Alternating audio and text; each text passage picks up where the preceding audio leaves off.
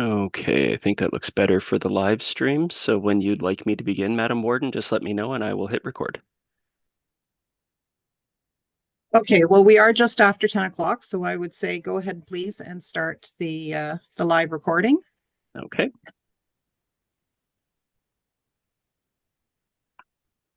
Excellent. Thank you very much. I'd like to call to order this meeting, good morning, virtually, of June 25th, 2026. At this point in time, as you are able, please join us in the standing for and singing of O Canada.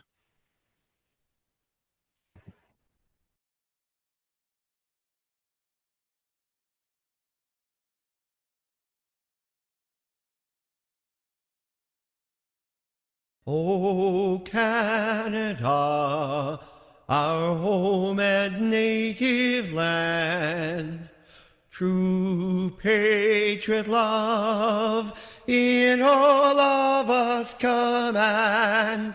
With glowing hearts we see thee rise, the true north strong and free.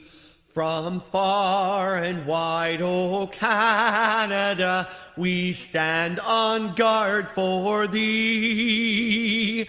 God keep our land glorious and free. O Canada, we stand on guard for thee. O Canada, we stand on guard for thee.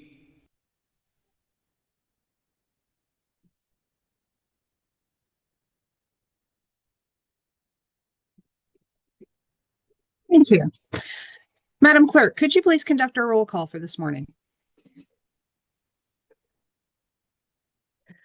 Thank you, I can, and I can confirm that we have all members in attendance with the exception of Councillor Pringle, who is absent today, and Councillor McKay, who I believe we are expecting later this morning.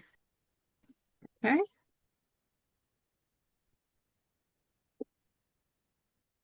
And with that, let us begin with the land acknowledgement. Let us begin by acknowledging with respect that we are gathered on the traditional territory of the Anishinaabe Nation, the people of the Three Fires known as the Ojibwe, the Odawa, and Potawatomi nations. We give thanks to the Chippewas of Saugeen and the Chippewas of Nawash, known collectively as the Saugeen Ojibwe Nation, the traditional keepers of these lands and waters since time immemorial. In our south lies the traditional territories of the Six Nations of the Grand River Haudenosaunee. We are dedicated to honoring Indigenous history and culture and committed to moving forward in the spirit of truth, reconciliation, collaboration, and friendship with all First Nations, Métis, and Inuit people.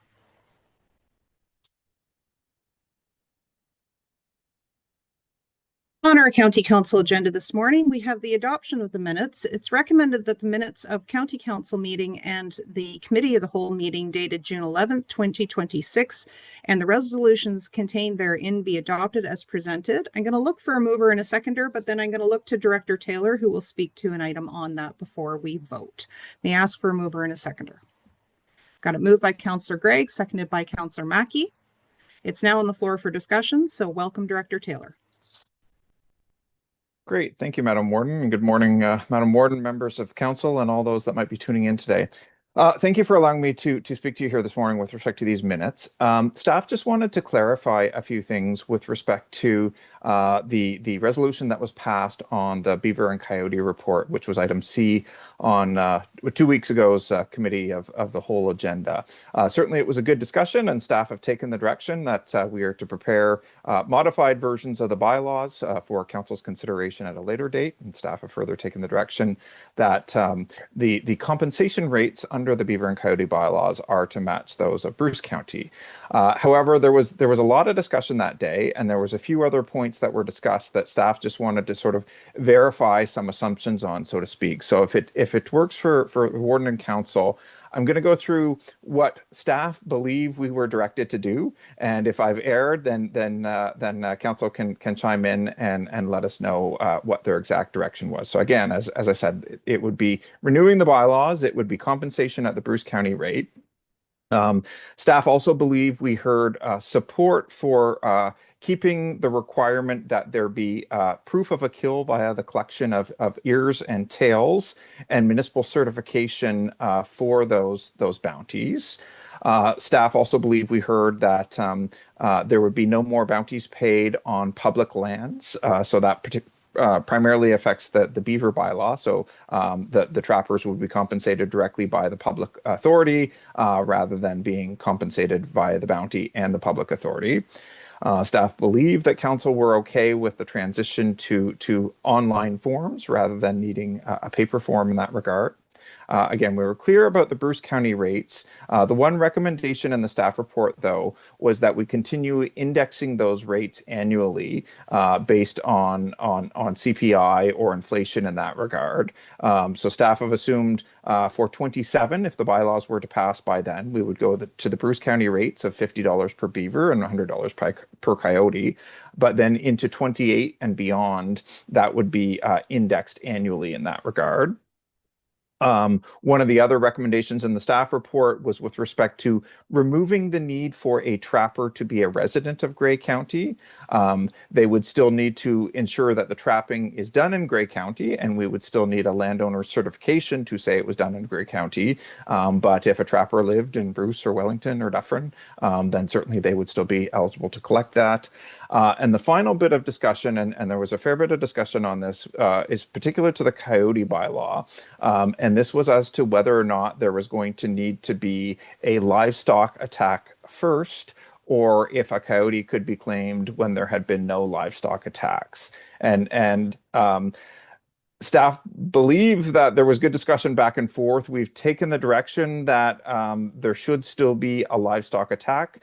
But if council feels otherwise, we're certainly open to direction. So those were the 6 points that we just wanted to verify. So through you, Madam Warden, if we could just get, either, yep, that's what we meant, or no, we want you to do X, Y, or Z, then that would be extremely helpful to staff in preparing these bylaws for council's consideration. And with that, I'll turn it back to you.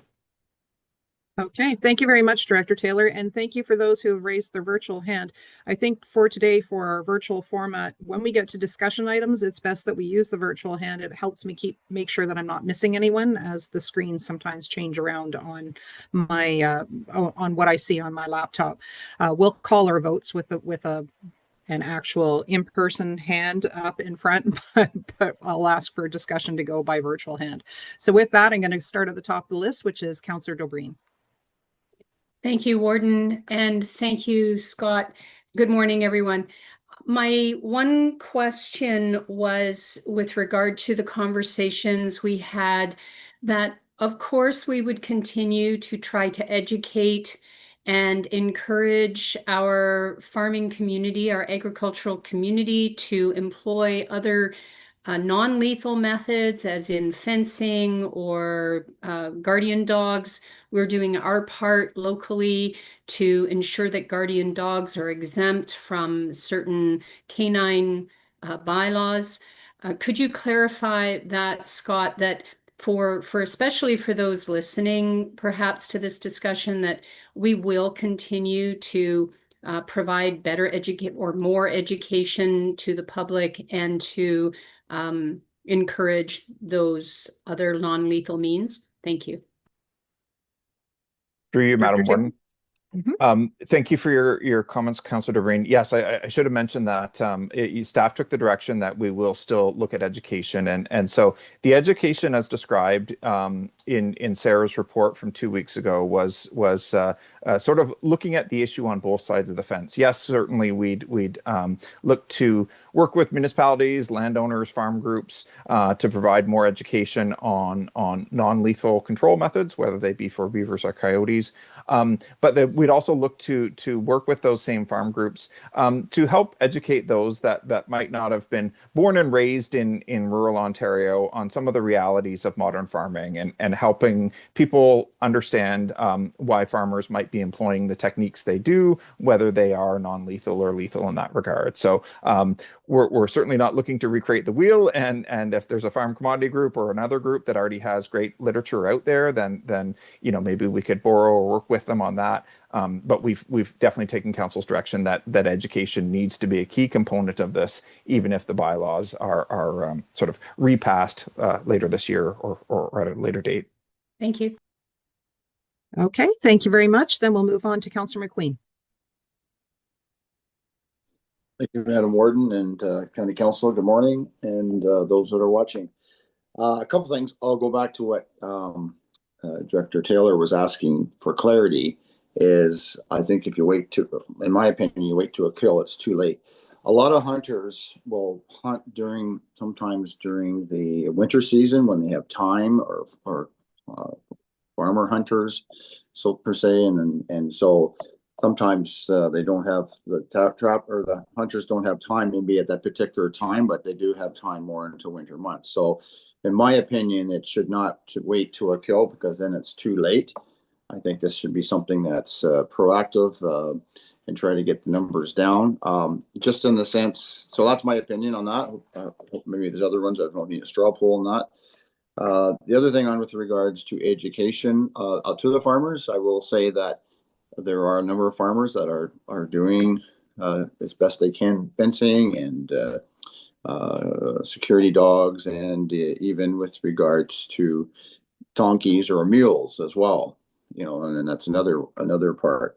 But I will tell you a little story of a farmer who had sheep, who put up a chain link fence around the area of the paddock. You can't beat a chain link fence if it's that big of the holes and it's 8 feet high. The coyotes were digging underneath the fence to get to the sheep. So you can do as much as you can, but if there are determined coyotes, they will find a way or means that if they can. So education is good. You try to do your best, and a lot of particular sheep farmers will try to put their livestock in at night if they can, and that sort of thing. And certainly, a number of people have the big white dogs that they use for protection, but it's not perfect. And I think people have to understand that it's not perfect. So anyway, that's just my opinion on those two items, Madam Chair. Okay, thank you very much. And next we'll go to Councillor Mackey. Thank you, Warden Matusoff. Good morning, County Council. Just wanted to chime in on Councillor McQueen's. I agree. The livestock kill part of the bylaw, we've been told that often the carcass isn't there, like a small lamb. There won't be any sign of a carcass other than the poor farmer is down one animal. So I don't believe proof of kill. We can always go with that. So I think we don't need to have that in the bylaw. Just a question for Director Taylor. You mentioned residency for trappers.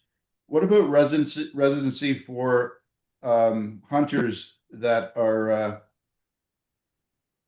out after the coyotes? Do they need to be from the county, Scott, or can they be from other parts of the province? I guess my concern might be, are we going to attract people from other areas in that may not always abide by our trespass rules and have permission to hunt on properties?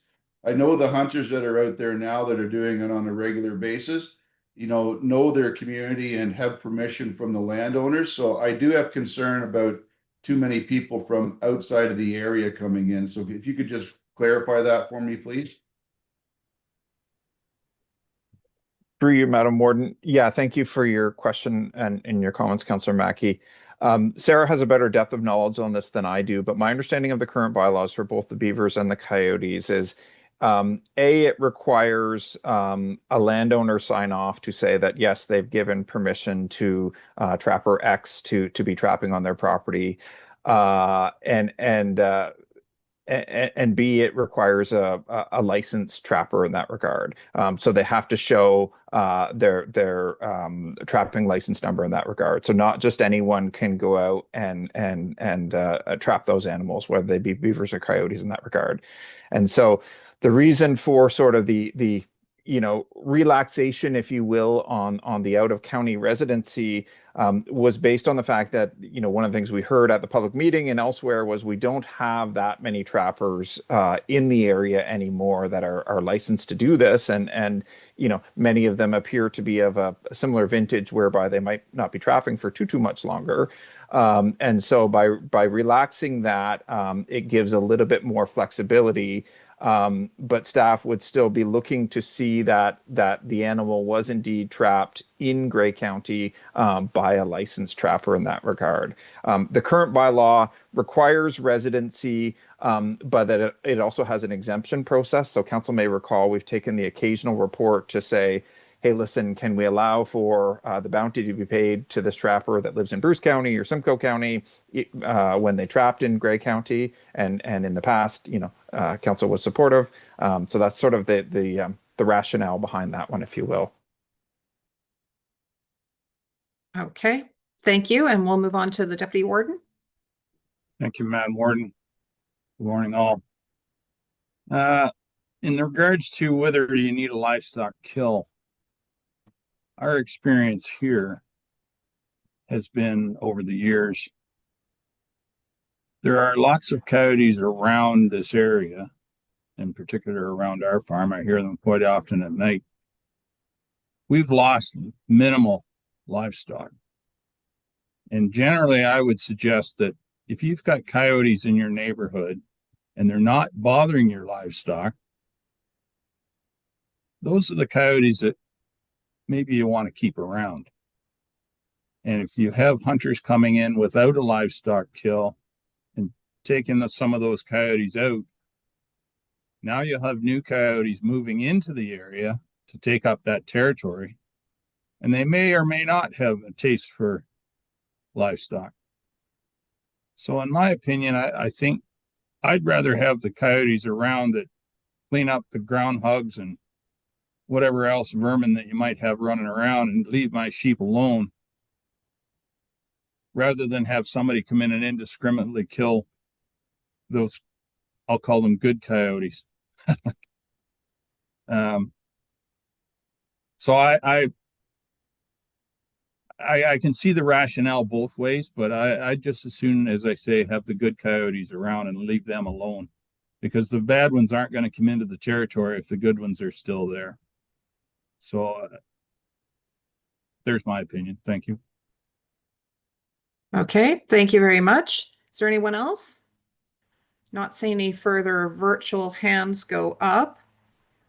Okay, well then thank you very much for that additional information, Director Taylor. That allows us to go back to our motion that's been moved and seconded to receive the minutes and adopt them as presented. So with, yes, Madam Clerk. Go ahead. Thank you, Madam Warden. Just for staff's clarification, because we do like to, when there's ever not clear agreement, like to operate under direction of council. So if there is appetite to put forward a motion to clarify livestock kill or no livestock kill, I do have something prepared in that regard if council wishes to consider that. Okay, so Madam Clerk, without that motion, then what predicament does that leave staff in? I'll look to Director Taylor to confirm, but I believe it would be the bylaw coming forward that, and it would be prepared with a livestock kill incorporated and being required. Okay, so if there's somebody who wishes to move the motion in order to entertain the idea of no livestock kill, no proof of livestock kill, then they can put forth that motion. Councillor McLean. Just on clarity, just for clarity, then the motion that we put on a livestock kill is not required. Right, that Okay, would be what I'll you move could that. move. I'll move that. Okay. Thank you. So that's moved by Councillor McQueen. Is there a seconder? And I won't be able to see. Yes, thank you. I see the virtual hand going up from Councillor Mackey to second. So that's now been moved by Councillor McQueen, seconded by Councillor Mackey. And is there discussion there? We'll go to the top of the list, which is Councillor Greig.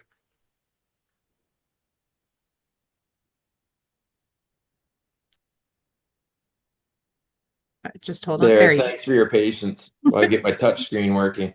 I think I'll support the motion. I think of a raccoon is a very tough animal, and I'm not so sure a coyote one-on-one will even be able to kill a raccoon. But coyotes do kill in packs. That's a function of some of the coyote kills, and I'm not certain how you could distinguish when you're working within, and you do see it. You see their tracks somewhat, particularly in the winter. I don't know how you can differentiate between what was the killer and what one dragged the carcass away. Even not sure you can make that assertion when it would populate. So for that reason, I'll support the motion on the floor. Thank you. Any other discussion on this amendment? And sorry, Madam Clerk, I should clarify. We're voting on the minutes, so this is in fact an amendment to the main motion that we would then go back and vote for the whole of the minutes, or are you treating this separately? Yes, it would be an amending motion, so you'd go back and vote on the main as amended if it goes through. Okay. All right, so I've got some other hands up. I'll go to the Deputy Warden next. Thank you, Madam Warden, and I'm not in support of the amendment. Reason being is that Councillor Drake, of course, is correct that coyotes kill in packs or hunt in packs. But once they get a taste for livestock, they'll be back. Every time they'll come back for more.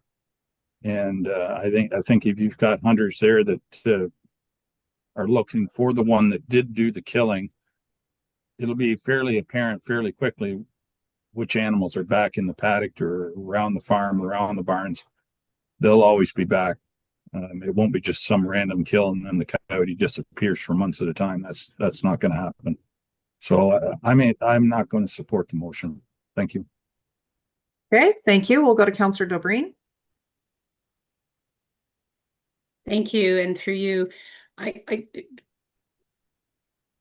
point of clarification, we're not voting on whether or not we're requiring proof that it was the coyote that provided the kill or the carryaway. We're proof that there is evidence that there was a kill, regardless of which coyote it did. But point of procedure is this bylaw still has to come back. Why are we amending the minutes? We've provided clarification, and wouldn't we be able to have this discussion at the time the bylaw comes forward? Okay, so the request has been from staff to have clarification now in order to be able to prepare the bylaw. So I'll look to Madam Clerk, who's raised her hand for that process question. Thank you. Yes, so following the last meeting, staff were just didn't want to prepare the bylaw in a different way and for it to come forward in a different way than council has anticipated, given some kind of outstanding questions that were raised after the meeting. So you're correct that the conversation could absolutely happen when the bylaw comes forward, but staff just wish to put something in front of council that met your intentions following the last meeting. Okay.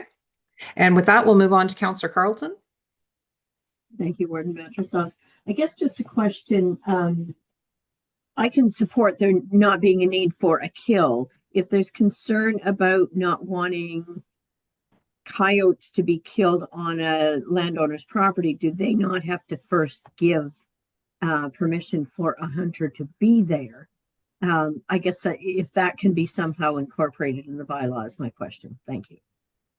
Okay, so let me put that question to Director Taylor. Yeah, through you, Madam Warden. Thank you for your question, Councillor Carleton. So under the current bylaw, it would require a sign off from the landowner, in this case, a farmer saying that they'd had a livestock attack, and then B, sign off from a municipal livestock evaluator confirming that there was indeed a livestock attack. And as some others have mentioned today, sometimes it's that second bar that's tough to meet. If the farmer knows there was an attack, but there was no remains of the sheep or the cow or whatever that was left over, kind of thing. under the new bylaw, if council were to give direction that there doesn't need to be a livestock attack, then that would take out the municipal livestock evaluator piece, but it would still require the landowner to give permission for that licensed trapper to be using their lands in that regard, if I'm understanding things. Okay, thank you. And with that, we'll go to Councillor McQueen. Thank you, Madam Warden. A couple things. The determination of when that kill was, I think the old bylaw said within 2 weeks of a kill.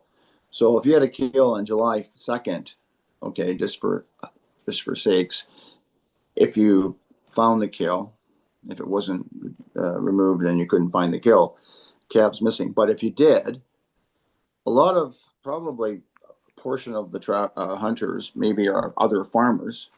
Well, I'll tell you, right in the middle of July, you think they're going to drop their equipment to go stop hanging and go hunt coyotes? I bet you the answer would be no.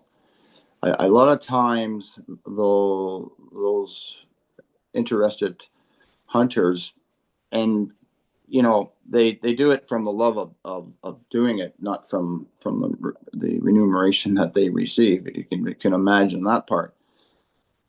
They do have more time, like I said, in the winter months when they have that time. But I think something should be noted, that there's a certain time when coyotes have small coyotes, and I think there's that also that part of maybe removing that individual coyote or coyotes before they have young, which then continues to populate more coyotes, which I think does happen in the winter months. So, you know, I don't understand why we have so many barriers, because you got to remember there has to be the availability and the time for those to go out and hunt those coyotes and that sort of thing. So, and again, last question is a verification of a kill. Well, is that within a year of a landowner? Like, again, that can happen in the spring, can happen in the summer, the winter, or the fall. They can come into lots of stories where they'll come right into the barn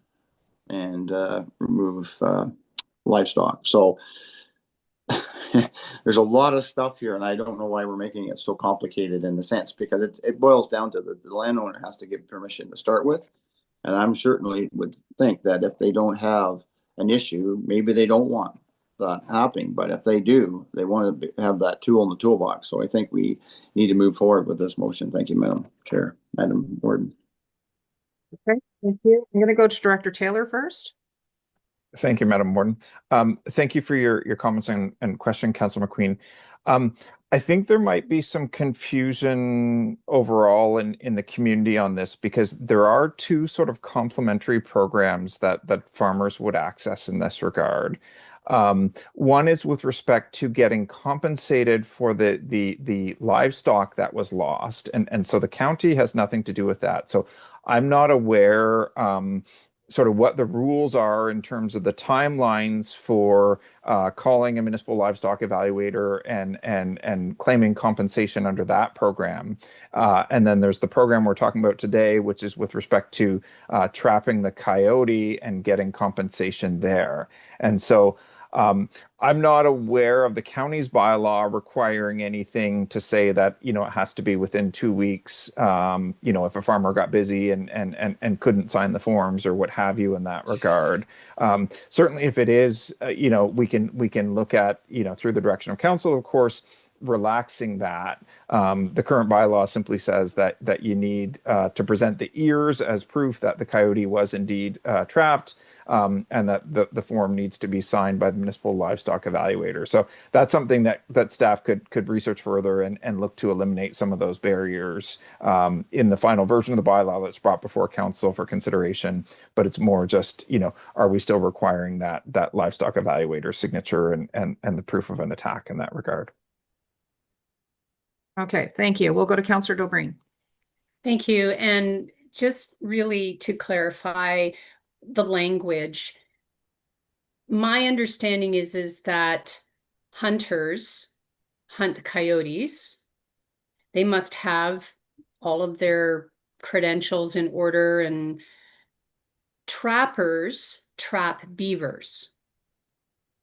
I will be corrected by my farming community whether or not people actually trap coyotes. It is a process of hunting the coyotes. So I think to your point, Mr. Taylor, you are, I think the clarification is that in order to be compensated for the loss of livestock, you have to prove that and have a livestock evaluator say, yeah, there's evidence that the lamb was taken. You know, I mean, we all have cameras now, so there's your proof. But there is no time frame, I don't believe, that a hunter can find a coyote. Whether it's the coyote that carried off your livestock remains to be seen. But I don't think that's what this bylaw does. So I just want to, the language, please someone in the farming community correct me. I don't believe that hunters trap coyotes, and they do have to have permission to enter upon the lands, and they're not necessarily hunting Councillor McQueen's farm for the coyote. It is a process. Okay, so with that, I'll look for any response or any additional comments. Okay, we'll go to Councillor Eccles. Thank you, Madam Warden, and through you back to Councillor DeBreen. It's not as prevalent today as what it used to be, but there are still a couple of trappers out there that will trap coyotes.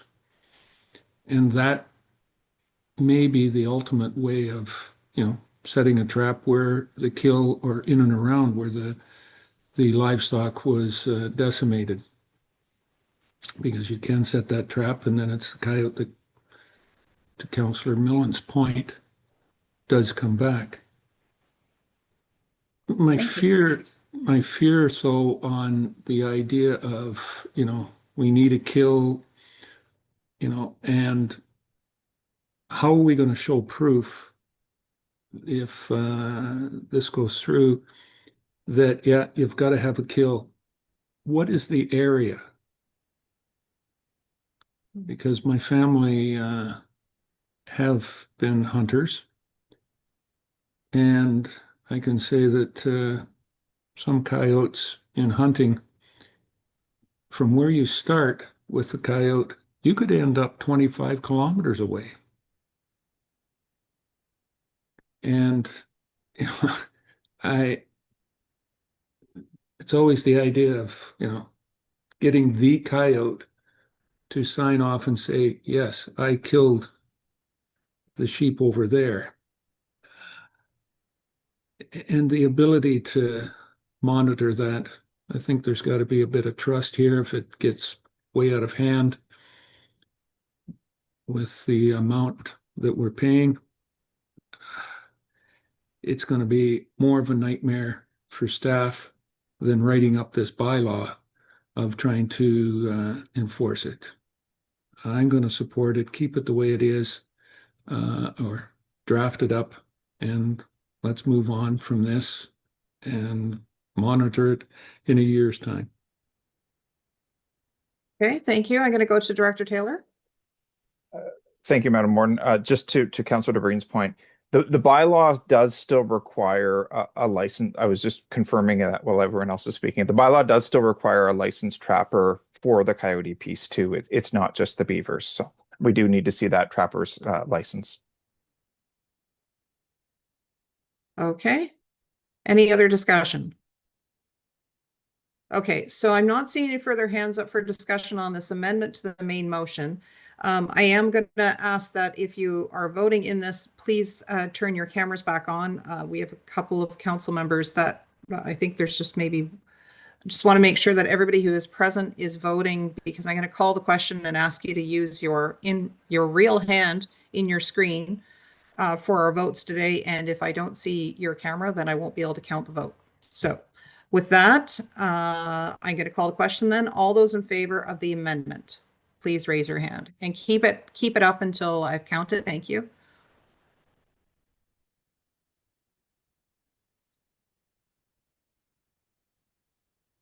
Okay, Madam Clerk, I see that that was voted for in favor. Is that what you counted as well? I'm sorry, I was not counting the votes at that moment, but I could, Right. if you wish to call it again, I could verify alongside Oh, you. I see the Deputy Clerk has raised her hand. Deputy Clerk? Warden, I was counting there and I was carried. Thank you. Thank you. Question, Councillor Eccles on this amendment? Yes, on the amendment. Can you read what the amendment is? Like I've got confused here. We were passing the minutes and now we've pulled a motion. I don't know whether this was for reconsideration or whatever. But what is the amendment? Okay, so the amendment is there on the screen. I'll read it out in just a moment. It was not reconsideration because we have not yet voted on the minutes. So this was the last Okay. opportunity to tweak what will become part of the main motion to vote on the minutes.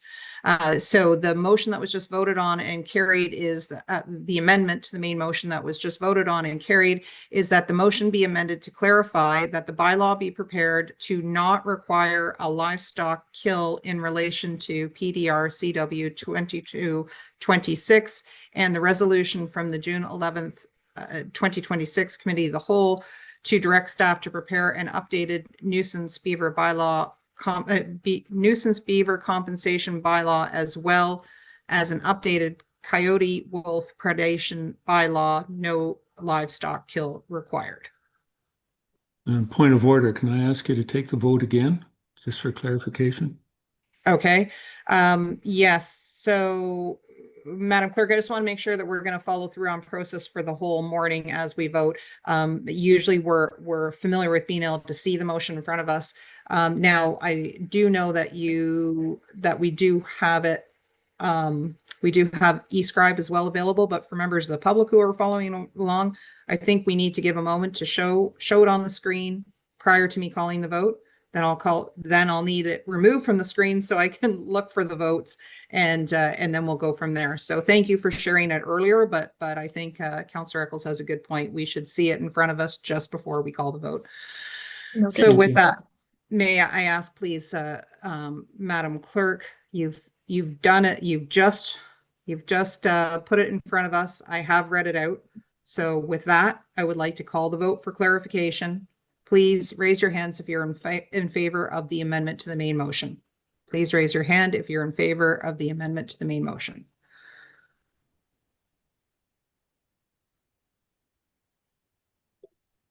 And I see that carried. Thank you. Okay, thank you very much. I think we've figured ourselves out this morning. We are now back on the amended main motion to adopt as presented the minutes. There has been that one clarification piece. So Madam Clerk, Madam Clerk, I'm going to ask you to put the main motion as it's been amended back up onto the screen in just a moment, just before I call the vote, but I'll make sure that we don't have further discussion on the minutes before we go to that vote. Going to Councillor Greig. There was discussion regarding the residency requirement as well. And I would like to move an amendment that the hunters be residents of Grey County, similar to the trappers right now for beaver, where if they're non-residents, they can make an application to county staff and subsequently council could be notified to approve that. But I would like to offer, because there was some gray area in terms of the residency that was commented on, I'll just make a formal motion to support staff being clear on the preparation of the bylaw. Okay, and Councillor Greig, just to be clear, you're moving the motion that they be a resident of Grey County or Grey and Bruce County? It was Grey County. Okay, thank you. All right, so Madam Clerk, get ready to put that on. I'll look to see if we have a seconder. Do we have a seconder for that amendment to the main motion? It's been seconded by the Deputy Warden. So now if you could please, Madam Clerk, put that on the screen and then I'll read it out. And then I'll go apologies. That was Councillor Milne was the seconder for that. Yes. Yeah. Okay. Okay. I'm just going to remove yellow highlighting. My apologies. This is Okay. the one. Okay, so there is.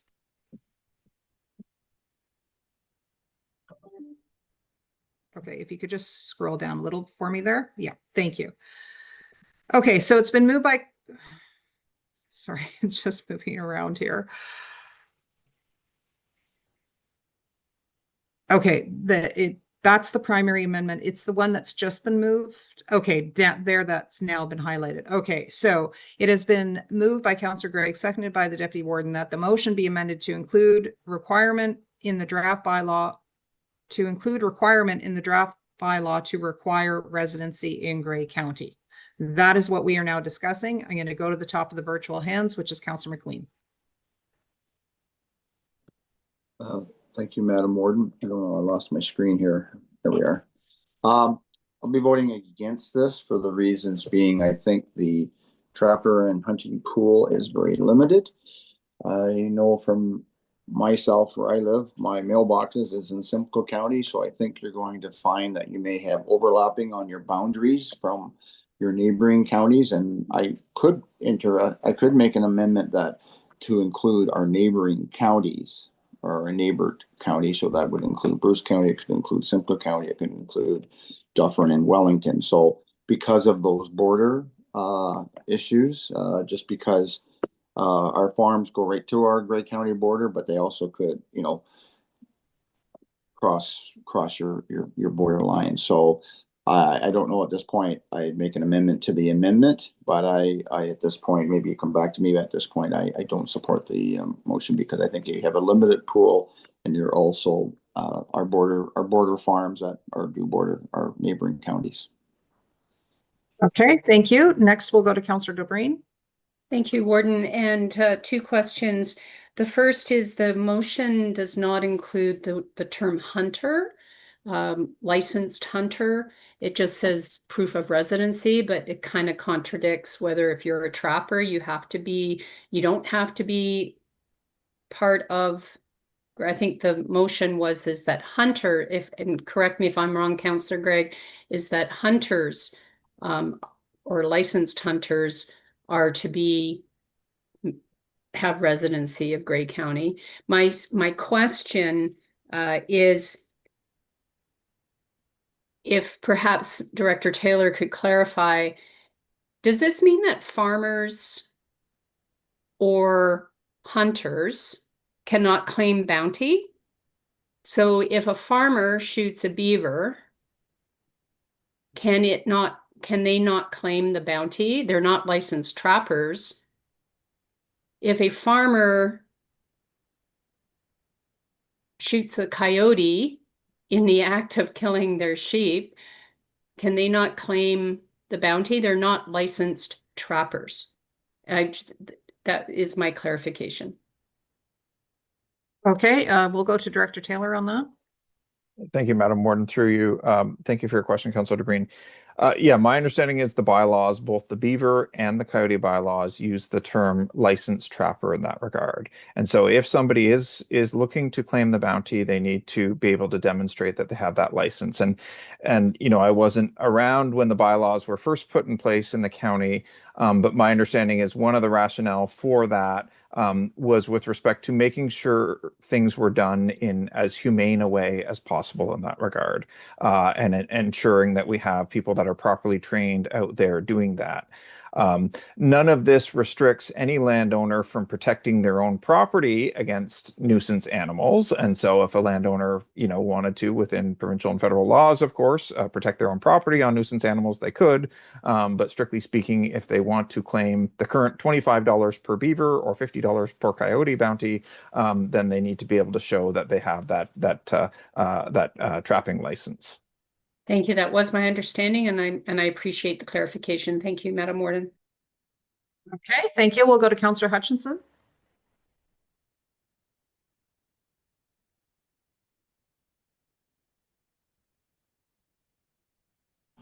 There, sorry, I apologize. And good morning, Madam Warden. And through you to Councillor Gregg, I thought I was pretty certain that I'd heard that if somebody was outside of Grey County, there'd be an application process. So I just want a clarification on that, because I think it's not is not limited in specifically to Grey County, but with an application process, it would open up people from outside of Grey County, i.e. our neighbors. I just want clarification if that's what Councilor Gregg was saying. Thank you. Okay, I'll look to the mover to answer, but I'll also just get a confirmation from Director Taylor as well, and the process, if it needs to be done each and every time, or if it's just an annual registration. I'll look to staff after I hear from the mover. So Councillor Gregg, go ahead. What I heard is staff just wanted to be certain of direction, and the motion is just to put the hunters of coyotes and align it with the beaver right now, where an application can be made if they're a non-resident of Grey County. So we're making this way harder than it needs to be. I feel we can just vote up or down the motion. It's just to support staff in bringing back the bylaw, whether there's clarity on, yep, it's a resident or it's a non-resident. The resident then would be the same as the beavers, where, as Director Taylor mentioned earlier in the meeting, council has seen these applications come forward from non-residents. We're making it too hard. Okay, let me go to Director Taylor then, just for confirmation before I go to the other discussion hands. Yeah, thanks, Madam Warden. The current process would have somebody submit an application, and council could choose to allow for that either on a one-off basis or, you know, for a prolonged period. So it could be for a year or multiple years in that regard. And so, you know, in the past few years, we've had a couple. I will just remind council that the original reason these bylaws got reviewed was because we had a trapper come forward and say that you know, the bounties weren't sufficient to cover their time. That trapper happens to live outside of Grey County. But you know, we can make this simple, as Councillor Gregg said, depending on council's direction, and if somebody does want to apply from outside of Grey, we'll do our best to make that as painless a process as possible, but also ensure council's direction is followed to make sure that we're not, you know, getting bad actors participating in the process, so to speak. Okay, thank you. I've got two more hands, and Madam Clerk, I'm looking for the amendment and I'm not seeing it in eScribe. So I'm going to ask if you could continue to show it. Because we're using the virtual hands, I can see very clearly who's up next to speak. And I'll only ask you to take the screen away when it comes time to vote, when I need to be able to visibly see everybody raise their hand in the air. So with that, I think that will just help in terms of the wording and clarification, and we'll use that process throughout the morning. So while they're bringing that back to the screen, I see next Councillor McQueen. Yeah, thanks, Madam Warren. A couple things. I think it's making. I think this is making it more cumbersome than just leaving it. If you have to be a licensed hunter or a licensed trapper, I think that's a threshold. I think that you're making. So I think in the province of Ontario, you're not restricted other places in the province unless providing you have all the documentation. I think in the bylaw we need a description or what is a licensed hunter and what is a licensed trapper. I think we need that in the definition so everybody's clear on that. And going back to what Councillor DeBreen was saying, as I understand, and if it's a farmer protecting their livestock, providing they have a licensed firearm and have a gun license and have a current MNR hunting card, I think that is the three checks to be a registered hunter. And you have to have a valid MNR card that allows you to hunt whatever. Point of order. I'm sorry, I've heard point of order, but I do not see who it was that spoke. Okay, Councillor Gregg, your point? My point is the conversation right now is germane to the motion to the amendment on the floor, and I request just call the vote. Okay. I was just following up from Councillor DeBreen. Okay. I did see Councillor Eccles' hand up as well, although I don't see it now. Yes, Councillor Eccles, I'm going to allow, since your hand was up and waiting, to finish your comment before we return and call the vote. Yes, And it is to the motion to require trapper residency. I think we've already described that there, or determined that there's a difference between somebody having a trapper's license and a hunting license. Most trappers have both. A lot of hunters do not have a trapper's license. And I'm slightly confused because we're going to be able to do that, one or the other. But Director Taylor just mentioned a few minutes ago that to access either beaver or coyote payments, reimbursements, you needed a valid trapper's license. That will eliminate, I'm going to, throw a number out, probably 85%, maybe 90% of individuals that are hunting coyotes. That trapper part in there, require trapper residency. That, I have a problem with that, the way that amendment is there. Councillor Gregg? I don't think that's the way you wanted it. Okay, I will look to clarification to the mover.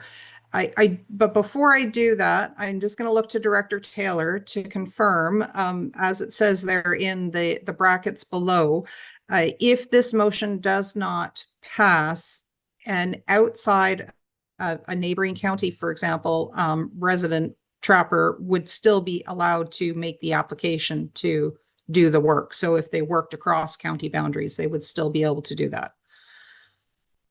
Councillor, Director Taylor, if you can just make that confirmation before I go to the other hands up.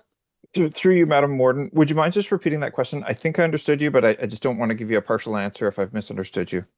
So should this amendment number 2, that's been moved by Councillor Gregg, seconded by Councillor Milne, should it not pass, the way that the bylaw exists, it still allows a trapper to, and I think you better clarify trapper and hunter, because I think the lines are getting blurred in terms of the wording on these amendments, can still make an application to participate in the program. They can make an application and prove their credentials, but not live in Grey County if they make an application. To address the issue about farms that are on the outskirts of our county. Okay, thank you for that clarification, Madam Warden. Yeah, so the current bylaw provides for that application process where a trapper living outside of Grey County could still be eligible if they're granted. The wording in Sarah's report was recommending removing that requirement that a licensed trapper, and to be clear, licensed trapper, not just hunter, live in Grey County. And so staff were seeking the clarification. And so sort of when we started this discussion a short time ago, I think what I read out was saying staff have taken the direction that a licensed trapper does not need to live in Grey County, but council can correct us if otherwise. And if I'm understanding the motion from Councillor Gregg and Deputy Warden Milne, it would be reinstating, or not reinstating, but including the need for a trapper residency, and presumably still allowing for that application process if you have someone living over the Simcoe County line or the Bruce County line or wherever, could still make that application. So it essentially returned to, if you like, a status quo, if you will. Okay, thank you. So I'm going to go back to the mover because that may or may not have been the intent of the motion. So Councillor Gregg? Correct. The word trapper should not be in there as it's appeared on the screen. It was only used to exemplify what we're currently doing with the beavers in my presentation of the amendment. The direction is to include hunting or hunters as well. So the trapper word shouldn't be in there. It was only utilized as an example of what we already have in the beaver trapping community. Okay, and you understand then that if this motion passes, a non-resident could still go through the process of an application. That's your understanding? Yeah. Okay, thank you, Councillor Gregg. So with respect, there has been a question to call the vote. However, respectfully, I want to make sure that we have had a chance to entertain the hands that were up prior to. Councillor McQueen, you had already spoken. So is there a reason that your hand is now up? Yeah, I guess point of order was called, so I'll zero back in on the question. I think this puts a disadvantage of those that live on the closer to the other counties. You could have a particular farmer that has property on both sides of a county line. And I think I don't understand why we would put this restriction. I mean, there's lots of people go up in northern Ontario that go hunting game, and there's no restriction there. So I don't understand why would we restrict it to only people in Grey County. Thank you. Thank you. It being noted that non-residents could still proceed with an application. Okay, so with that, it has been put on the screen. Madam Clerk, we're ready to take it off the screen. I don't see any further hands. I would like to call the vote on this amendment to the main motion before we go back to the main motion. So I'm going to ask now, I'm going to call all those in favor of the amendment. Please raise your hand and keep it raised. And out of clarification, please lower your hand if you're not voting, away from your face, etc. Sorry, I'm just gonna, yeah, everybody's backgrounds are different. Everybody's faces are different. It's very helpful. Thank you very much. Okay, so raising your hand if you're in favor of this amendment to the main motion.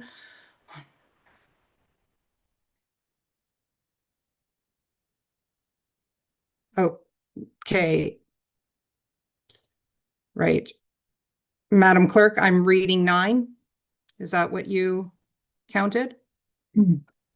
I did get 8. You got 8. Okay, let's try that again. Could you please raise your hand if you're in favor of this amendment to the main motion? Thank you.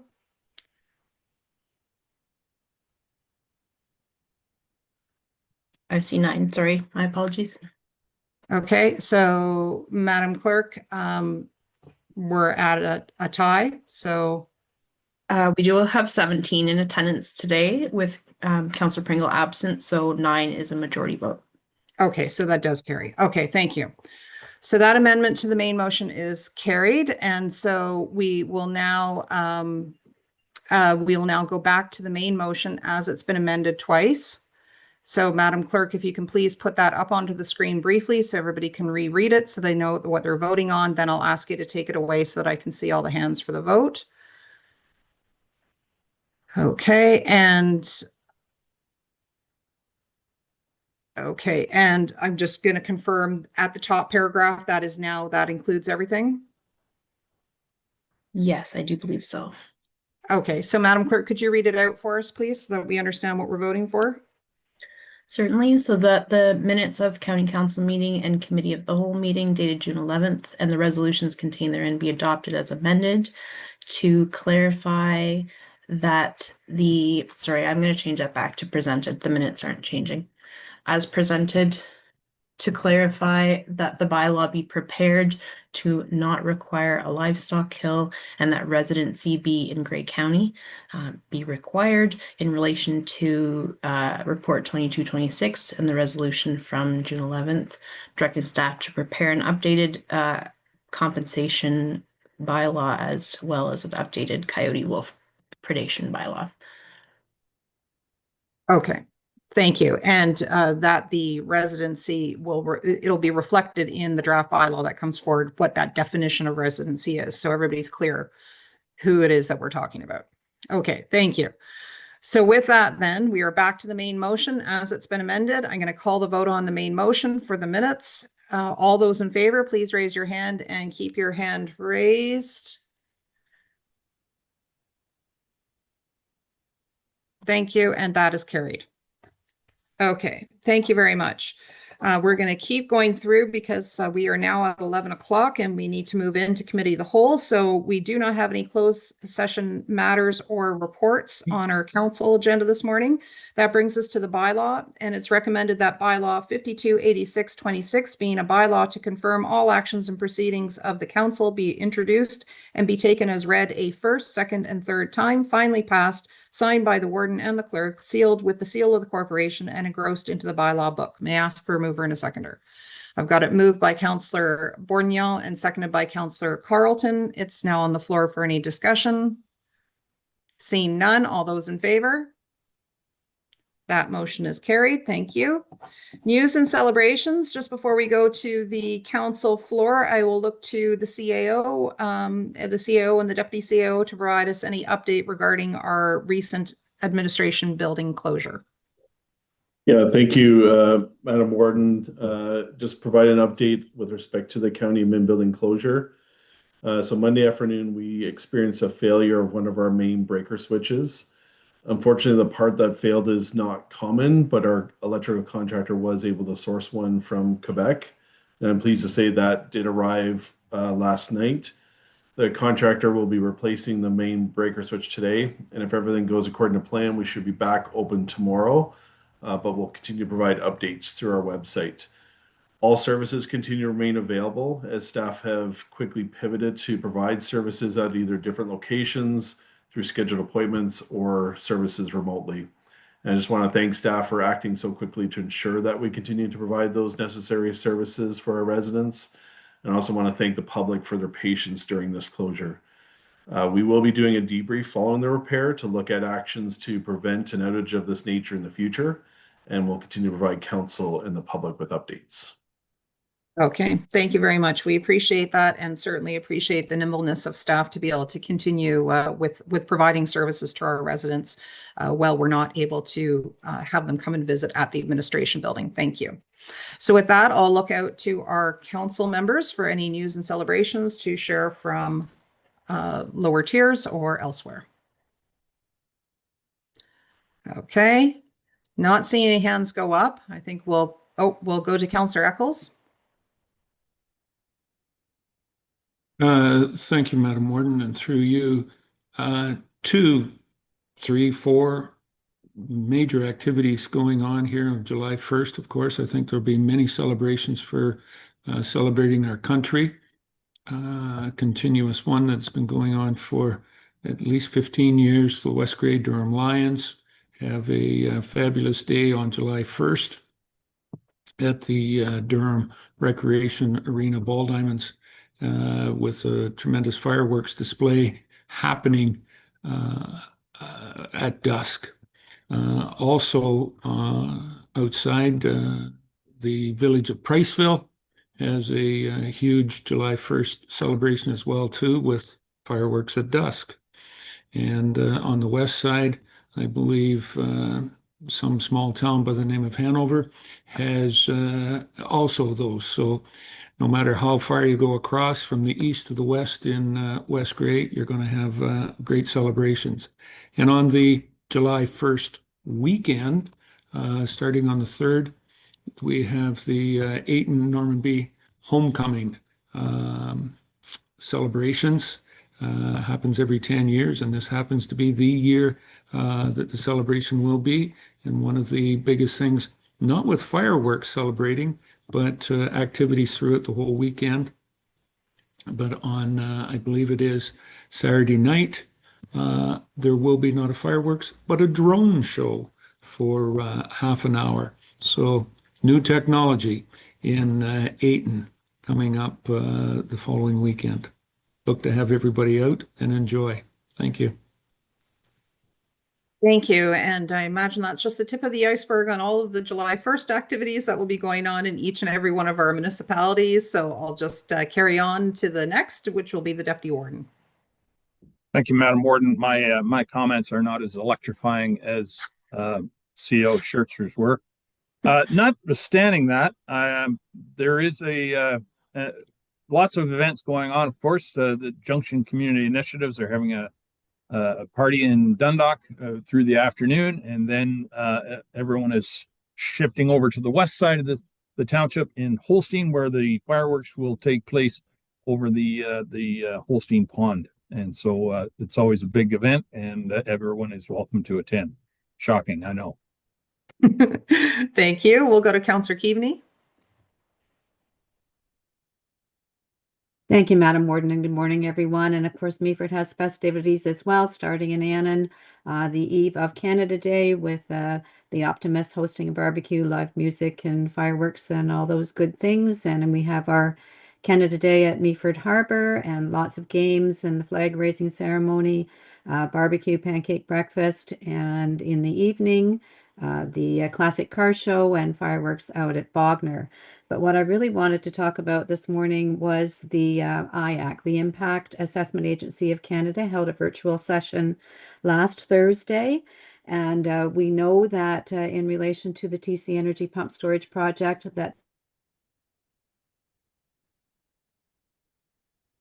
Oh, just lost your sound there, Councillor Keaveney. I think we actually just, no, it shows. Am I back? Yes, you're now back. Thank you. That was odd. And they will be requiring a number of studies. This is in relation, of course, to the Ontario Pump Storage Project. Over the next 3 years, we will get an understanding of fish habitat, fish mortality, spawning of fish, everything related to that, water quality, potential turbidity, disruption of habitat of endangered species, terrain stability, air quality, human health, and construction noise. So all of those studies will be underway, and I just think it's important to keep County Council updated as this process unfolds. Thank you very much. Thank you. And next we'll go to Councillor Carleton. Thank you, Warden Mattreshouse. And Canada Day in Georgian Bluffs starts on the Big Bay Dock at 9 o'clock, or for anyone who'd like to join for yoga, that starts at 8 o'clock. And breakfast will be served by Heat and Eat of Shallow Lake. And no fireworks in the morning, but later in the day at Cobble Beach, there will be fireworks starting at 9:30. So everyone welcome. Thank you. And we'll go to Councillor Nielsen. Thank you very much, Warden Mattreshouse. Just a quick add, yes, there's lots of celebrations for Canada Day in Grey Highlands as well. However, this Saturday, the 27th, is the Gold Rush at Maxwell Hall. Gold Rush celebrates a brief 2-week period where we believe there was gold in them there hills in Eugenia and the escarpment, only to discover that obviously it wasn't, because nobody here is rich. But we'll be doing the Gold Rush at Maxwell Hall this year, and I will be the pleasure of being your bartender. So if you come on out, you can hassle me while I'm serving your drinks. Thank you. And don't see any further hands. I will just make mention of something. Yes, we have lots of activities in the Blue Mountains for Canada Day. However, I did want to take a moment to highlight that this Saturday, it will be on June 27th, will be the gathering of the Multicultural Festival of the year. So last year it was over in Owen Sound. This year it's going to be in Morrow Park, right in the town of the Blue Mountains. And it looks like the weather will cooperate with us. This is hosted by the YMCA of Owen Sound Grey Bruce in partnership with the town of the Blue Mountains, as well as there's been participation. I will be attending with both of my hats on, and well, in fact, I will be wearing some of my cultural background, because everyone is encouraged, if you're attending, if you have a particular heritage costume, if there's something that is traditional wear that you enjoy wearing to express your culture and your background, you're encouraged to come dressed like that. There'll be lots of food, lots of activities, lots of music. It'll be a wonderful opportunity for everyone of all ages to explore the many different cultures that we have here in Grey County. So with that, I will look to see no further hands. We'll move on to adjournment, and may ask for a mover to adjourn. We've got it moved by Councillor Patterson, seconded by Councillor Dobreen. All those in favor? And this council meeting is now adjourned. We'll give a moment for the heads up that we can proceed on with Committee of the Whole. We're at 11:10, so let's do a 5-minute break and then be back at 11:15, because we do have a number of items to entertain on our Committee of the Whole. So we'll call a break until 11:15, being ready with technology ready for us to move into Committee of the Whole. Thank you.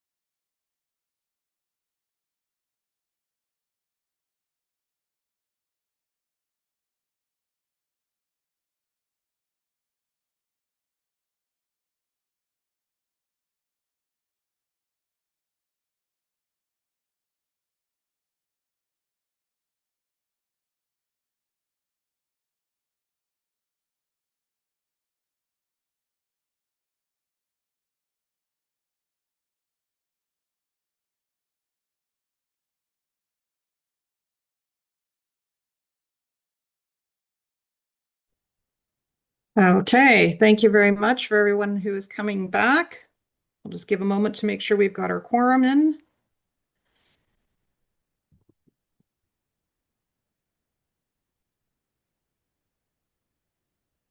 And make sure that we have the clerk or the deputy clerk. Yes, there we go. Perfect. Excellent. So I can see that we are well over our quorum, and I believe we have everybody back at this point in time. So I'd like to call to order this. Thank you. Thank you, communications. Now that we're recording, I'd like to call to order this committee of the whole agenda of June 25th, 2026. At this point in time, I'll put a call out if there are any declarations of interest on the agenda today. Seeing no hands, I will proceed to business arising from minutes.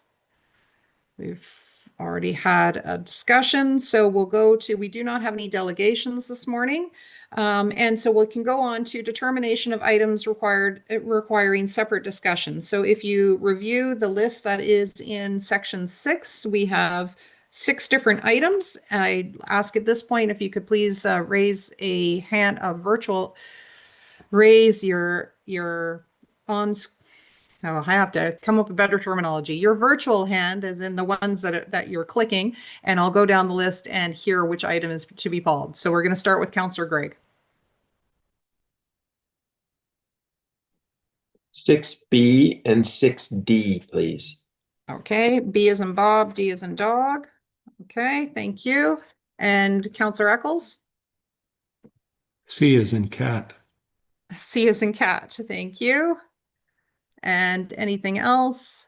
Not seeing any further hands. So then I would like to then move on to the consent agenda motion that the following consent agenda items be received and that staff be authorized to take the actions necessary to give effect to the recommendations in the staff reports, and that the correspondence be supported or received for information as recommended in the consent agenda. It would be for items 6A, E, and F at this point. Thank you. I've got it moved by Councillor Hutchison, seconded by Councillor Dickert. It's now on the floor for discussion. Okay, seeing no hands, then I'll ask you to use your real hand. All those in favor? Thank you. Excellent. So that motion is carried. Thank you. And we'll return to those items after we go to section 7. So we'll move on to section 7 then. And the first one is item 7A. It is the Urban Roads and Roads Exchange Task Force minutes. And we will have some staff speaking to this. So I am going to put out the recommended motion first. So it's recommended that the Urban Roads and Road Exchange Task Force minutes dated May 26, 2026 be adopted as presented, and that the following resolutions contained therein be endorsed. Number 1, that the report TRUR 2326 be received, and that the County of Grey support the following as it pertains to the road transfers considered version B in the report, which includes an updated full lane replacement fixed transition funding model for 10 years of $33,671,286, and the traffic signal operational funding transitional over year 1 through 5 of $484,961. And development charges one-time payment of $5,514,527, and the future project transfer costs, costs of $2,420,229, and that the bylaw to assume and remove roads from Grey County, the Grey County road system, be brought forward for council's consideration, reflecting a legal transfer date of June 1st, 2027. And that the warden and clerk be authorized to execute the road transfer agreements with member municipalities. So may I ask for a motion to ask for a mover or a seconder to get that on the floor? It's moved by Councillor Gregg, seconded by Councillor Eccles. It's now on the floor for discussion. I'm going to, at this point in time then, I'm going to look to Director Hoy to provide some introduction to this topic as we move into discussion. Thank you. Okay. Thank you, Warden. basically, I just kind of reiterate what I said last week, that this was our, one of our 3 options out of our workshop. Lots of good feedback from the municipalities and especially the public works staff, of course. And so this was kind of our option B that went through the task force.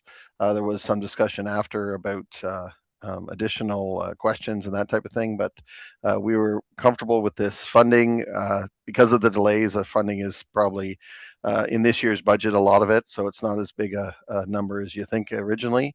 And we're ready to move forward with this motion on behalf of the task force, I guess.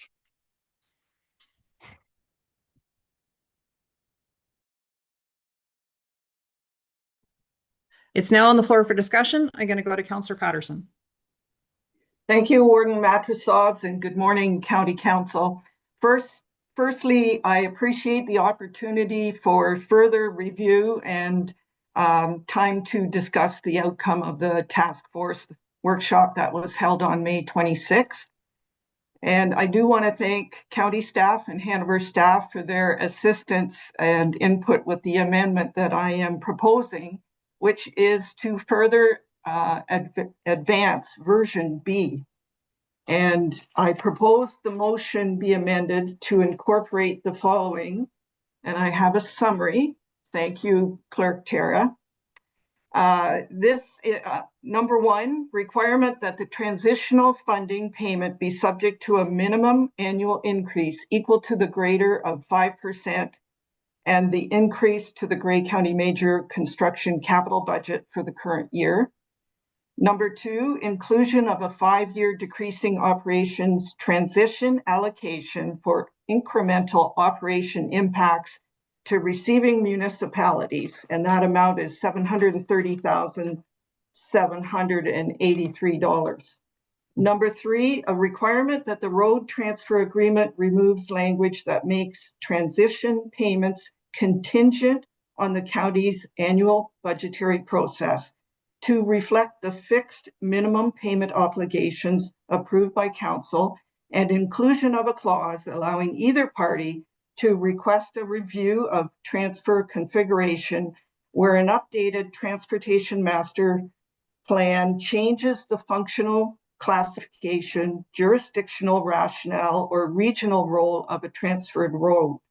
Number 4, a requirement that prior to the execution of any road transfer agreement, Grey County will provide the receiving municipality with all available condition assessment data, inspection records, CCTV reports, asset inventory data, citywide records, capital planning information, and known deficiencies for all infrastructure proposed to be transferred. And finally, a clause directing that costs associated with the above be included in the 2027 budget process. Okay, thank you. And Councillor Bourignon, you were seconding?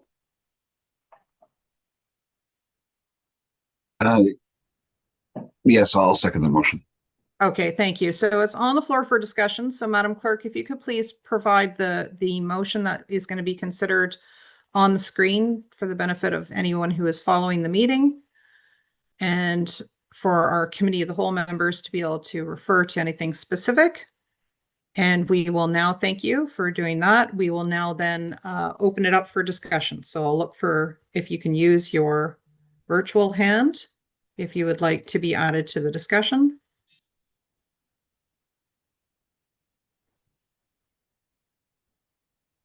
Okay, we're going to begin with Councillor McQueen. Yes, Madam Warden, and to the amending motion. I guess question of clarity, and I think the last clause says subject to 2027's budget. I think it was mentioned at our last county council meeting the rough numbers will add $7 million to the 2027 budget. Is that a confirmation of that? Because I know that was what the Treasury head of Treasury Department was saying, that it was going to add an additional $7 million to the 2027 budget. So I don't know if there's any clarity. It was in front of everybody, but I just remember that number was mentioned, that it was $7 million. Okay, thank you. So let me put that to, it looks like the CAO is going to respond. Yeah, thank you. And through you, Warden, and thank you, Councillor McQueen, for that question. Yeah, as noted at the last council meeting, there's a question asked with respect to clarification regarding what is currently the estimated budget that was considered and projected as part of the 2026 approved budget. So as noted at the meeting, the 2027 projected budget was estimating a levy increase of approximately just over 7.2 million, and that's pre-growth, that increase over the 2026 budget. The estimated new assessment growth for 2027 that was included in the projected budget was 1.4 million, and therefore 2027 projected budget was estimating approximately 5.9 million, including growth, which equates to about a 6.93% increase over the 2026 budget. So just to give you a sense of what that was in terms of the estimated budget. No doubt there's been some additional pressures that we've seen with respect to that will likely increase some of those numbers. Obviously, that'll all be part of the discussion, and staff are currently working through all those details to be able to bring forward a draft budget in the next couple months back to this council, and then obviously for consideration and approval for the new incoming council early in their term. So, but that just gives you a sense of what was projected in as part of the approved budget for 2027. Okay, thank you. Next, we'll go to Councillor Gray. Can I have a follow-up? Oh, sorry. Yes, follow up, Councillor McQueen. Hey, just a quick follow-up. Thanks for that, Randy, for that. I just want to also add a summary of a couple other things that's going to affect our overall budget is obviously the 196,000 that's with regards to the option one and green and gray. And also I see later on in our report, there's an additional 2.8 for conservation authorities requirements for our 2027 budget as well. So I support this resolution. I think it's important that it does include that to be included in the 2027 budget to be determined. So thank you. Okay, thank you. I'm going to go to the Deputy CAO who's raised his hand. Thank you. Good morning, County Council. Thank you, Madam Warden. Just for greater clarity, the 2.8 million, which is in the Conservation Authority report, would not be a 2027 budget impact. That is predicted for 2028. So it will be included as part of this year's budget process as part of the draft 2028 budget. Okay, thank you for that clarification. We'll go to Councillor Gregg.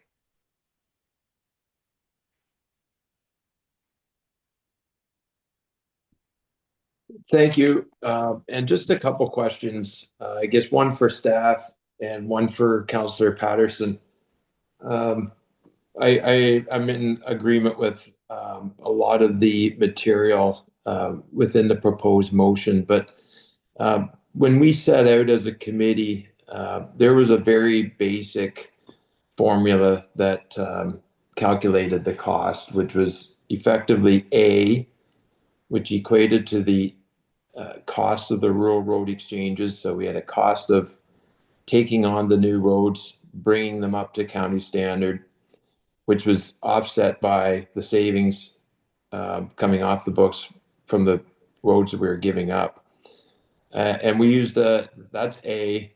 B was savings projected from the urban road download to the urban communities, and that equated to C. So I guess the question to staff is, can they comment effectively on where this leaves us with that net operating or net capital increase forecast annually as an outcome of the proposed amended motion at this time? The second question, I guess, to Councillor Patterson is, in constructing the motion, the committee goal was always to look for fairness across all municipalities in carrying out the goal or the objective of optimizing the road network across the county.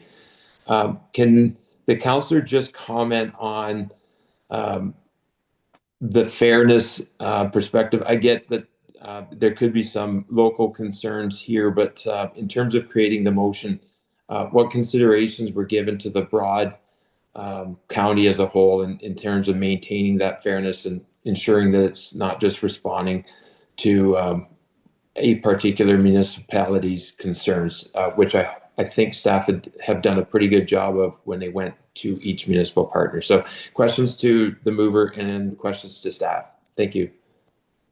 Okay, I think perhaps it might work to call upon the mover first for a response, and then we'll go to staff who can respond appropriately afterwards.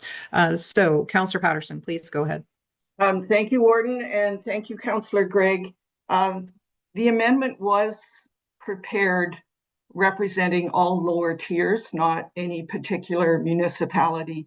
When you look at the first one, having a minimum increase of 5% is something every municipality can use when they're budgeting or finance so that they have a stable number every year when budgets are prepared.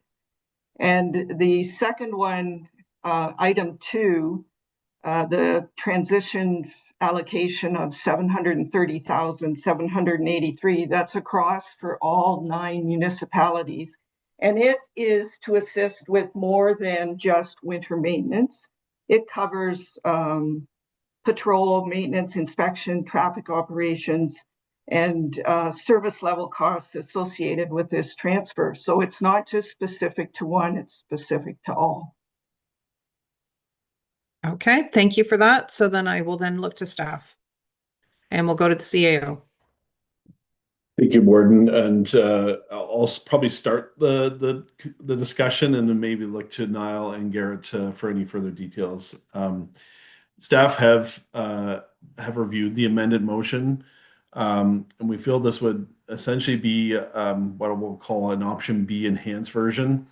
It's somewhere in between option B and option that the task force recommended, and option C that was also presented as part of that workshop and that summary report at the last meeting. We've done an initial review of the finances and as it relates to the recommended option B, and we think that with the delay in the implementation of the current year and what was already included in the 2026 budget, we're fairly close to making version B fit within existing budgets without too much pressure, but we have some further detail to work out with respect to those finances.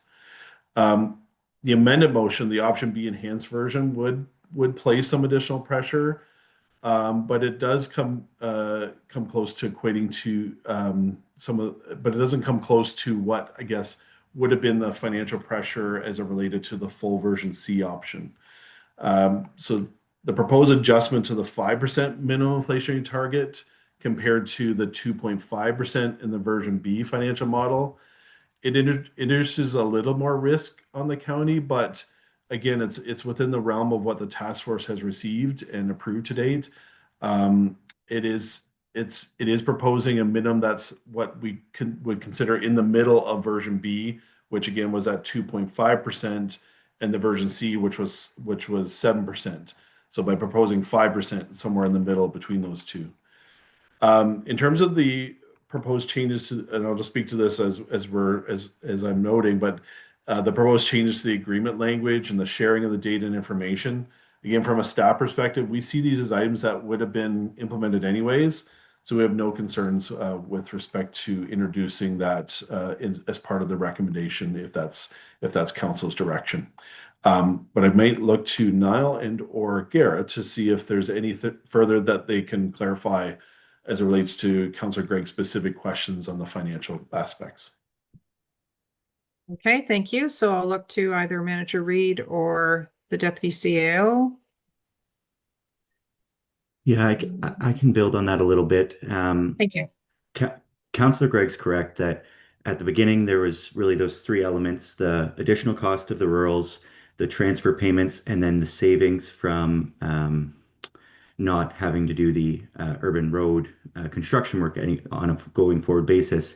And then there was $1 million worth of operational savings that were expected to be found.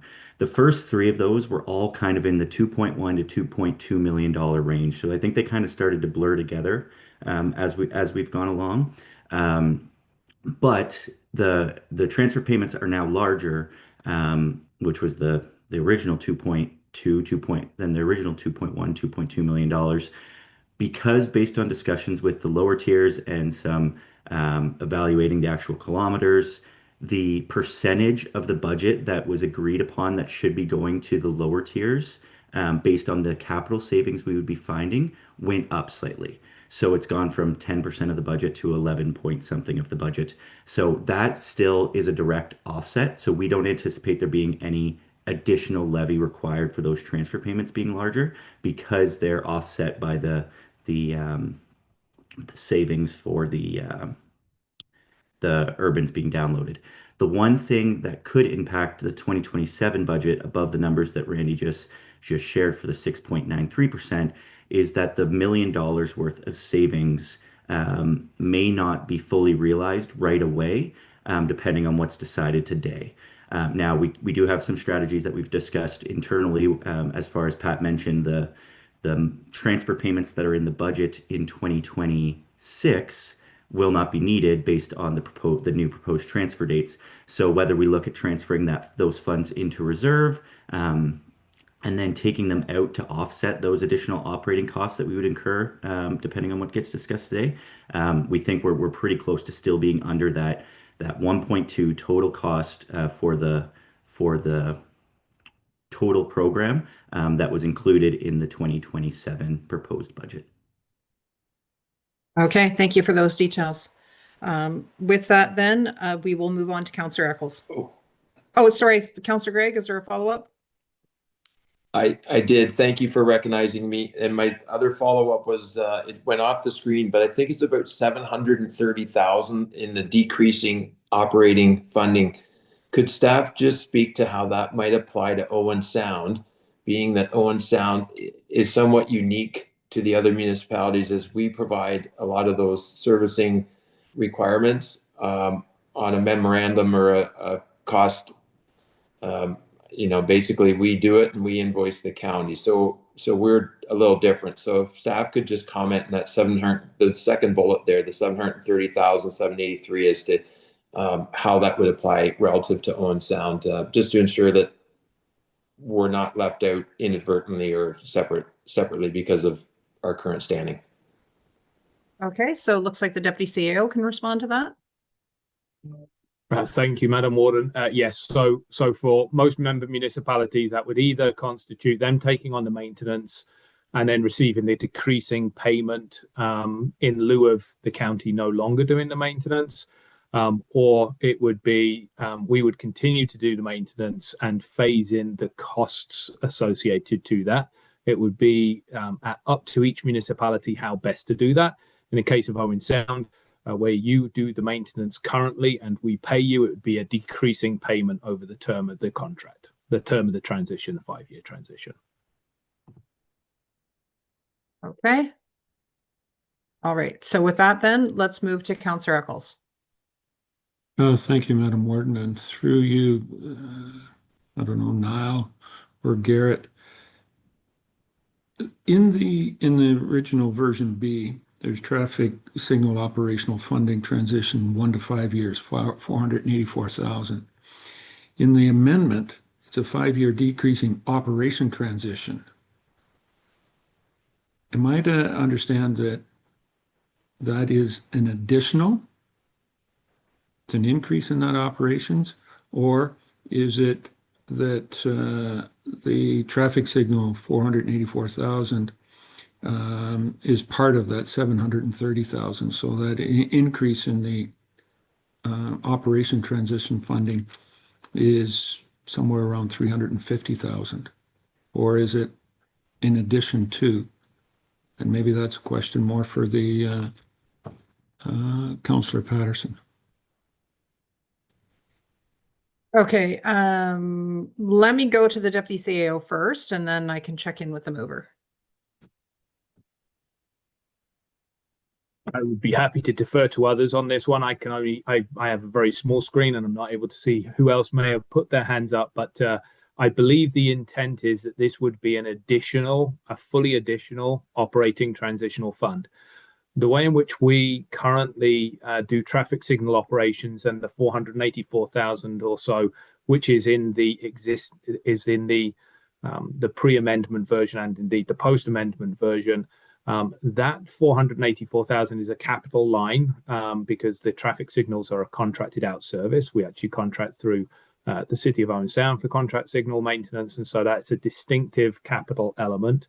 The additional operating transitional funds really speak to the other operational elements that the county does, and the number that's been used is 9,200 per kilometre. That absorbs some of the winter maintenance, the winter maintenance costs. So it is over and above the 484,000 is the intent, I believe, of the movers' amendment to the motion. Okay, and thank you. There weren't any other staff hands up, and I will then go over for confirmation to the mover. So, Councillor Patterson. Thank you, Warden. I agree. That was my understanding, that the 484,000 is for the traffic light funding, and again spread out over the municipalities that have the signalized lights. And the 733,000 is to provide for all the other maintenance, so the winter patrol, the inspections, any insurance, anything to keep the service level at what it is now. Okay, thank you for that response. There was another hand up, but it is now off, so I'll just put another call out if there are any other hands to go up for discussion. Okay. Okay, so Madam Clerk, I'm not seeing any further hands up for discussion on this amendment to the main motion. So you could remove it from the screen so that we can see all of us. Thank you. And I will now, therefore, using your real hand, please vote in favor. If you are in favor, please raise your hand of the amendment in favor of the amendment to the main motion. All those in favor.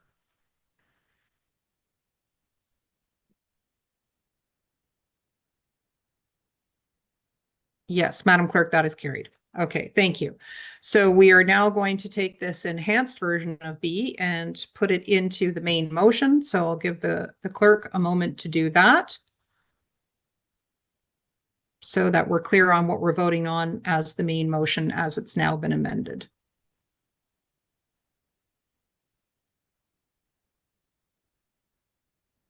Okay, and Madam Clerk, it is, I did originally read out the main motion, and I did, and it was read out as it's been amended, but it is rather lengthy to be showing on the screen. I'm thinking we may need to have it read out to make sure everybody's clear on what they're voting on. But in the meantime, let me make sure that I go through discussion. So we're now discussing the main motion as it's been amended, and I will go to Councillor McQueen. Yes, thank you, Madam Warden. And just on the main motion as amended, just following up with regards to the budget part of this, I do see that in that report, the Deputy CEO is correct that the effects on the budget won't happen from the Conservation Authority to 2028. But it was mentioned there just a few minutes ago that the savings that may come back in 2027 may not be realized. So obviously those savings will need to be offsetting that extra $2.8 million that's coming in 2028. I guess my point is certainly this needs to go through a budget process, and but I'm just raising those points that there's other pressures through our budget that we will see as well. So that 2.8, with regards to this this 10-year plan, will be certainly affected not only in 2027 but also in 2028 as well. So I just wanted to raise those points. Thank you. Thank you. We'll go to Councillor Nielsen next. Thank you very much, Warden Machsov. I'm at the same place I was when this whole conversation started, and so I'll share my comments now. Somehow or another, we are doing a download to municipalities, and this is what's being presented today is a fundamental change from what was presented at the beginning of this process. That is increasing the costs to the county. We are then uploading roads. That is increasing costs to the county, while at the same time, every lower tier municipality is upset about the roads that they're getting because of the increased costs they're going to have to endure once this 10-year agreement is over and suddenly the entire road is on our books.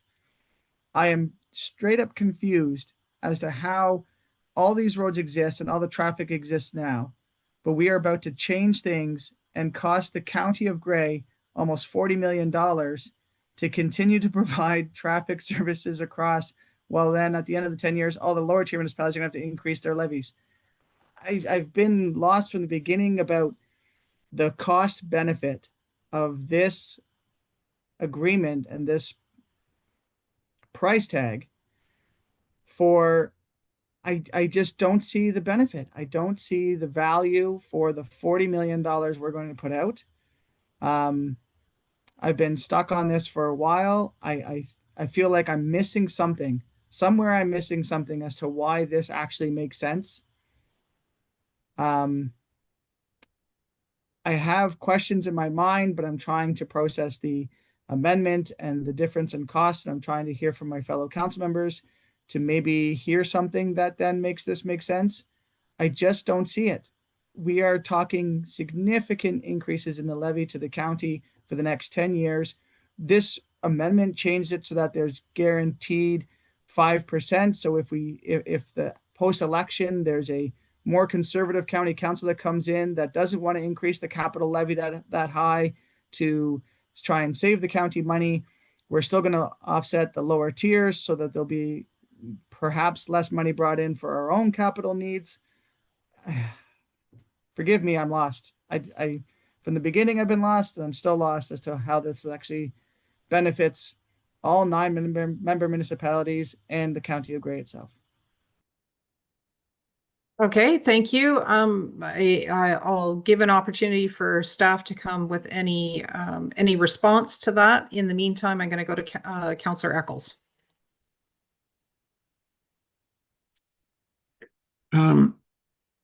Just a comment on the 2.8 million that is going to the from Councillor McQueen. That's going to be spent on the county. It's going to be taken off of the lower tiers who pay it right now. So there's only one taxpayer in this. It's just, who's going to write the check of the taxpayers' money to support this? So we're getting, the break is going to come off of the municipal one, simplistically how I see it anyways, because that's about 2.8 million that the Gray County municipalities are paying conservation authorities now. So instead of it being divvied up as 9 different checks, it's going to be one check that comes from the county. That's about it. The comment on why we're doing this in the rural road rationalization, it's because there is a number of roads in this performance that are county roads, but are being, in Chatsworth and Georgian Bluffs. I call it the Mennonite Corner, and going south down to Gray Road 40, across 15. The amount of traffic that's on that, it is a county road. It meets those standards, and it doesn't meet the standards of a municipal. So to be able to get to that and the safety and the risk that is in that, obviously I've been promoting this. It should have been done 15 years ago. That is the understanding of where this traffic is going. Yeah, the traffic is there, but we can't continue as a lower tier to have that risk. It is a county road. County meets the county criteria. That, Councillor Nielsen, is the biggest option here, or the biggest reason why we're doing this. Yep. And in comparison to the Conservation Authority, it's a shift. Some of this money it's in development charges. So is it really that big of a thing? No. A lot of this money is being transferred out of reserves. It's a bit of a shift. It's not an upload of financial burden towards the county. In the end of it, it'll be basically a wash. That's all I'm going to say about it. That's why I'm supporting it so much. Okay, thank you very much, Councillor Eccles. And yes, I appreciate the analogy and using the example of the conservation authorities, but for the purpose of our discussion here, so as not to confuse people following along, we'll try to stick to just this that is in front of us. We'll go to Councillor Kentner next. Thank you, Warden Matrosovs. I just want to, support Councillor Nielsen in his comments. At the very bottom line, like, there's a saving for the county once this is all, we get to the end of the 10-year road, a huge saving. I've never heard how many staff we'll be reducing by, or what kind of sales we'll have of snowplows and other equipment. In fact, we're building more shelter for snowplows and equipment. So I'm in the camp that says I haven't really understood the whole basis for this. There is a saving to the county, but I see no evidence of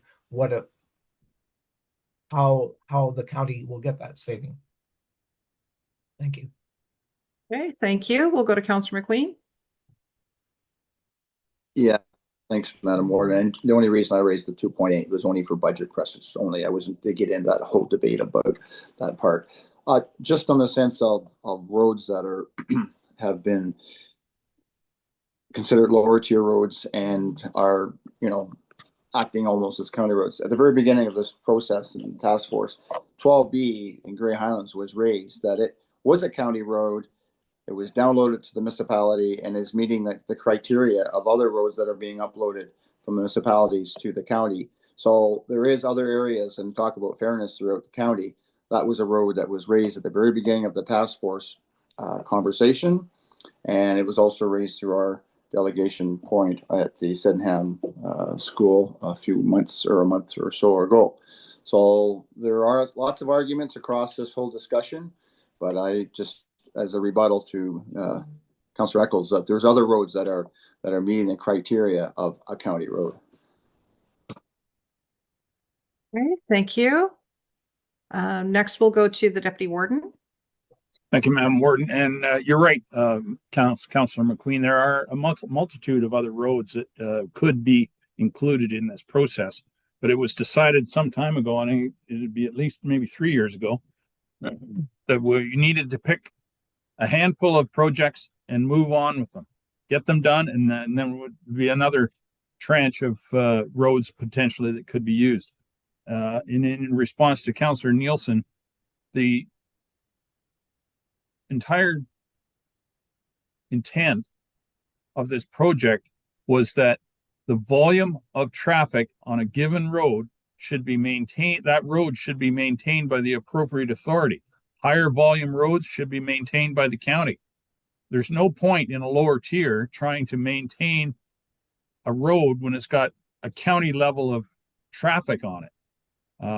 That was the original premise of the project, and I think we're getting at that, but we're getting dragged down, and quite rightly so. We're getting dragged down into the details of how we make that happen, and I'm supportive of what has been proposed here, including the amendment. So I think we need to stop clutching our pearls and say, okay, let's get on with this project and get it done, and then move on to other roads that potentially could be transferred. Thank you, Madam Warden. Okay, thank you. And I'll circle back then to Councillor Nielsen, who's raised his hand. Thank you very much, Warden. And just a final comment for myself, and then I won't raise my hand again, I promise.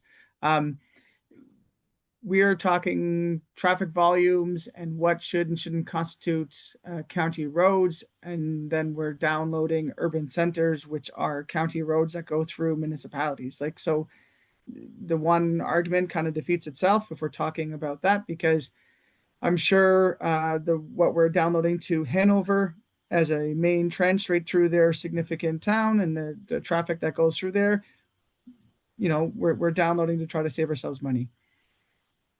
Where I get lost again is as we sit here with our county hats on, trying to do what's best for Grey County.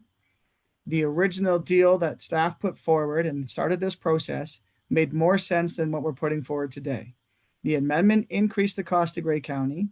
The conversations we've had, you know, if we're talking about different ways it could have been done, we're trying to make it fair. We're trying to do as best we can as the county. The county has the authority to download the roads. If we were about trying to line this up, it could have been done more efficiently and for less cost to the county. And I've said this before, as I sit with my Grey Highlands hat on, I am in favor of this urban road transfer for Grey Highlands. I believe it benefits Grey Highlands to own and maintain the road of Grey Road 4 and Grey Road 12 through our main corridors. It allows many different reasons why that's beneficial, from parking to speeding to road access, entrance permits, and everything else. It is my Grey County hat that I sit here and don't see the value in the cost. This could have been done in a way that was, you know, even the original staff plan, like I said, was a lesser cost to Grey County. Deputy Warden Milne, your last comment of being dragged into the minutia is what's causing this problem. We're sitting here challenged by which hat we're to be wearing. And in my opinion, the county hat is tilted to the side when it comes to the way we are challenging and moving forward with this.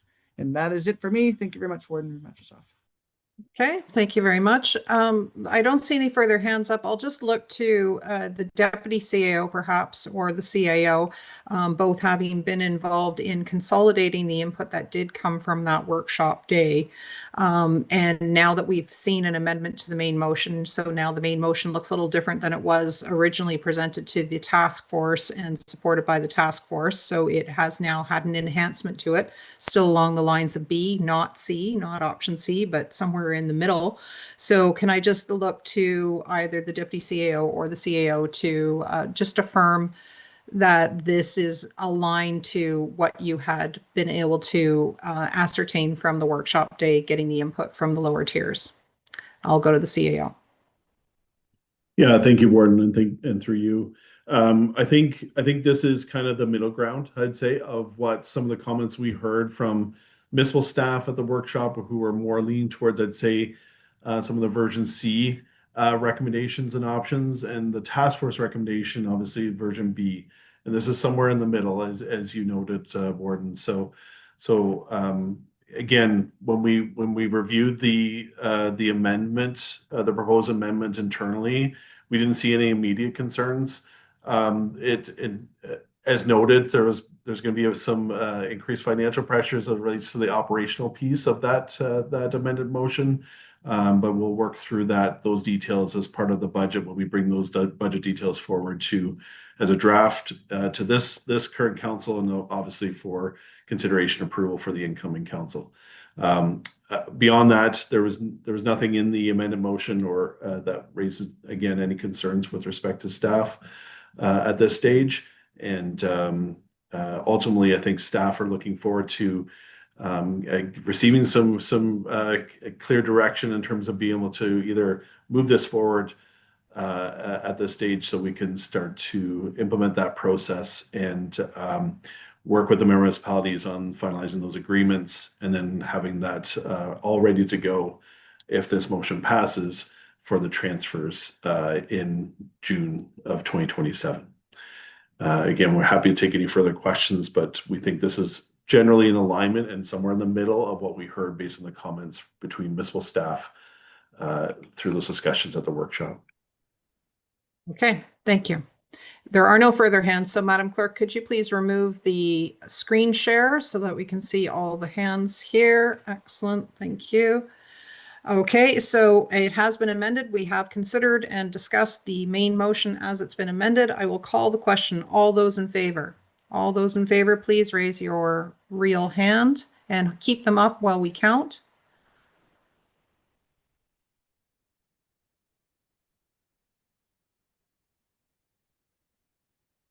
And that motion is carried. Thank you very much.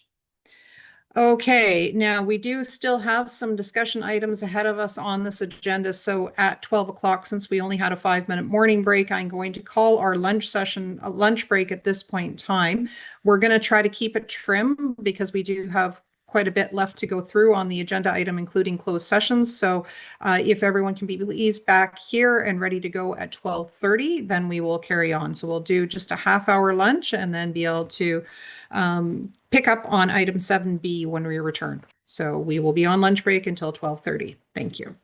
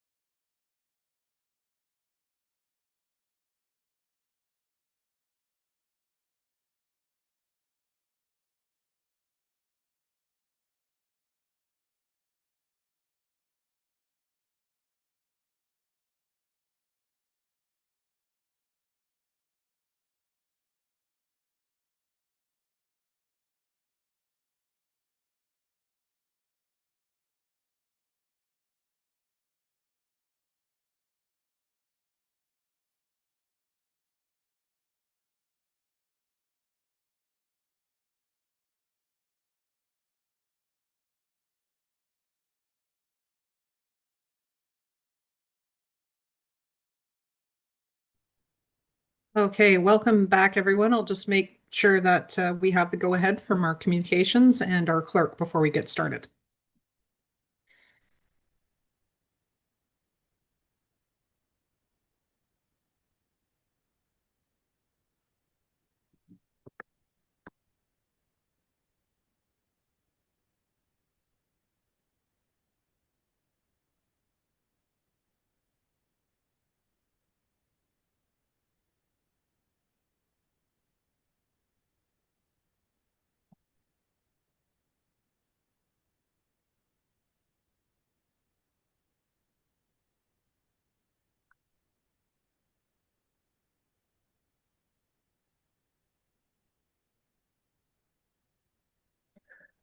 We do have quorum, but maybe a few more moments because we are a little bit borderline. Don't have everyone back yet.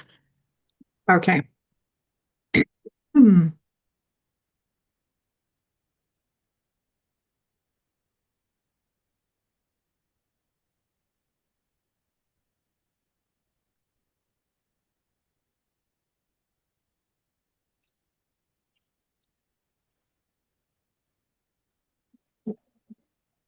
Hi, it's Terry here. Just wondering, can you hear me? Yes, we can. Thank you very much, Councillor McKay. And we saw Okay. you. Yeah, we saw you join us earlier this morning as well. Yeah, I'm Okay. on my phone. I couldn't get on my Yeah, computers. we Okay, can see and hear you clearly. Thank you. thank you. Okay. So, Madam Clerk, then can I then look to communications? Manager Hatton, are we good to go? Are we still recording? I will restart the recording now. Okay. Okay, well, we do have our quorum. There may be one or two others just coming in as we're getting ready to discuss the next item. We're going to be moving on to item 7B, but just on the advice of the clerk, having had a discussion, I'm going to recommend, unless there's any objection to our committee of the whole members, that when we get to item 7E, before we go into 7F, in between 7E and 7F, we'll take a moment to return back to the consent items, items that were pulled, items 6A, C, and D, just because item 7F is in relation to what we may be discussing in closed matters, and we'll want to go smoothly into that. So at that point in time, we'll take a break from section 7, go back to section 6, and then return to the regular agenda. See no objections. Okay. That allows us to move on to 7B, and this is the minutes, and we will be hearing from the deputy clerk in a moment, but just to get it on the floor, it's recommended that the Grey County Joint Accessibility Advisory Committee minutes dated June 18th, 2026 be adopted as presented, and it contains the 8 resolutions that were provided for, published, and circulated in the agenda. So may I ask for a mover and a seconder? Thank you. I've got that moved by Councillor Greig and seconded by Councillor Eccles. So it's now on the floor for discussion. So at this point in time, I would like to look to the Deputy Clerk. Thank you, Madam Warden, and good afternoon, County Council. The Grey County Joint Accessibility Advisory Committee met last Thursday, June 18th via Zoom.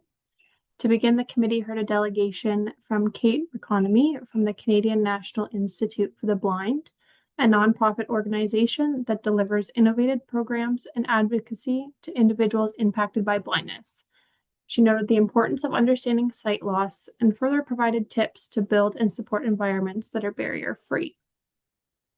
Following that delegation, the committee heard from member municipal staff, the Town of Hanover, the Township of Southgate, and the Municipality of Grey Highlands each presented their accessibility plans for the 2026 municipal and school board election.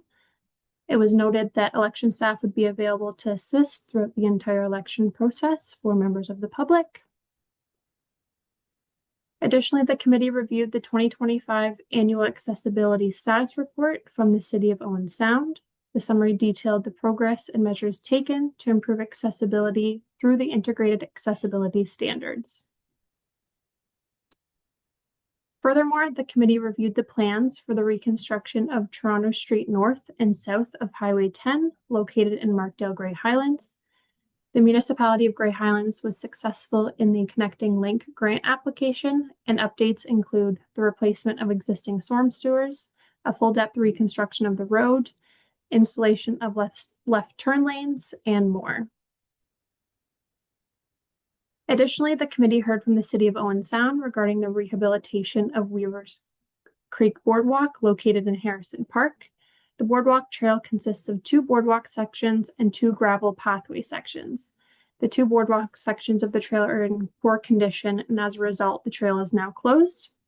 So at this time, design refinement is underway and included any comments received from the committee. Furthermore, the committee heard from the City of Owen Sound regarding the replacement of the 25-year-old playground and revitalization of the splash pad located at Kelso Beach at Nawash Park. The updates are funded approximately equally by the City of Owen Sound and the Scenic City Order of Good Cheer. Following this, materials from Employment and Social Development Canada were provided to the committee for information. A call for proposals have been made under the Accessible Canada Fund for the National Accessibility Week stream. The funding opportunity would support projects that promote the implementation of the Accessible Canada Act and its regulations through the National Accessibility Week activities. There were also 3 site plan approvals on the agenda from the City of Owen Sound. These included 2795 East Bayshore Road, 2753 15th Street East, and finally 1170 First Avenue East. At the end of the meeting, the committee received an update from county staff on a virtual event that was hosted by the Ministry for Seniors and Accessibility on June 11th. The purpose was to collaborate with other municipal representatives, learn about accessible best practices, and share insights. There was a lot of valuable information shared to help support committee membership, as well as a really neat program was shared called Mellies, which is a workplace cafe and marketplace in Whitby. This provides hands-on learning and employment development for individuals with intellectual and developmental disabilities. And their website can be found at www.melliesworkplace.ca for those who are interested. Overall, there's great feedback and comment from staff and members of the committee. Staff have indicated that applications for the new committee term would open following the new term of council, and that the terms of reference are to be reviewed and updated this fall. And finally, the final meeting of the Grey County Joint Accessibility Advisory Committee is scheduled for October 15th. That was about all that encompassed the meeting, and I'm happy to answer any questions. Thank you.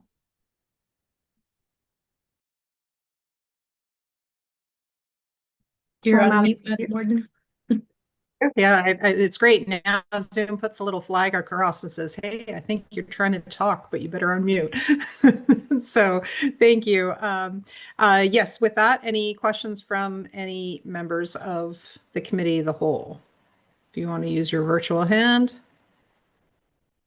Okay, I'm not seeing any hands go up for any questions. So in that case, then I will call the vote. All those in favor of the motion that's on the floor? And I see that as carried, Madam Clerk. Okay, thank you very much. And with that, we'll move on to the recommendation for 7C, that the Agricultural Advisory Committee meeting minutes dated June 18th, 2026 be adopted as presented. May I ask for a mover and a seconder there? Got it moved by Councillor Patterson, seconded by Councillor Mackey. So it's now on the floor for discussion, and I would like to look to Director Taylor. Great. Thank you, Madam Warden. So we had another exciting meeting of the Agricultural Advisory Committee. The meeting kicked off with an introduction from Linda Scott Swanston and a presentation from Emily McCaig about the 2026 Gray Experimental Acres Program. Ms. McCaig noted that we had 7 projects that have been approved for funding in 2026, and they represent a broad range of agriculture from across the county. So this was really just sort of the kickoff and to explain what the projects are, but we'll be hearing a report back probably later this year or very early next year on the success and the findings from these projects. So definitely encourage people to look into that further. We also had an update on Council's direction on the beaver and coyote bylaw. I won't belabor this any further, but Council's well aware of the direction there, and the committee were glad to receive an update. We then also had an update on what we call the RALD site, the Regional Agricultural Learning and Demonstration Site. This is the property immediately to the west of Grey Roots and Morston Heritage Village. As Council may recall, the county had submitted a Niagara Escarpment Plan Amendment application on behalf of the 2 agricultural societies to look at a future fall fair site there, amongst many other things.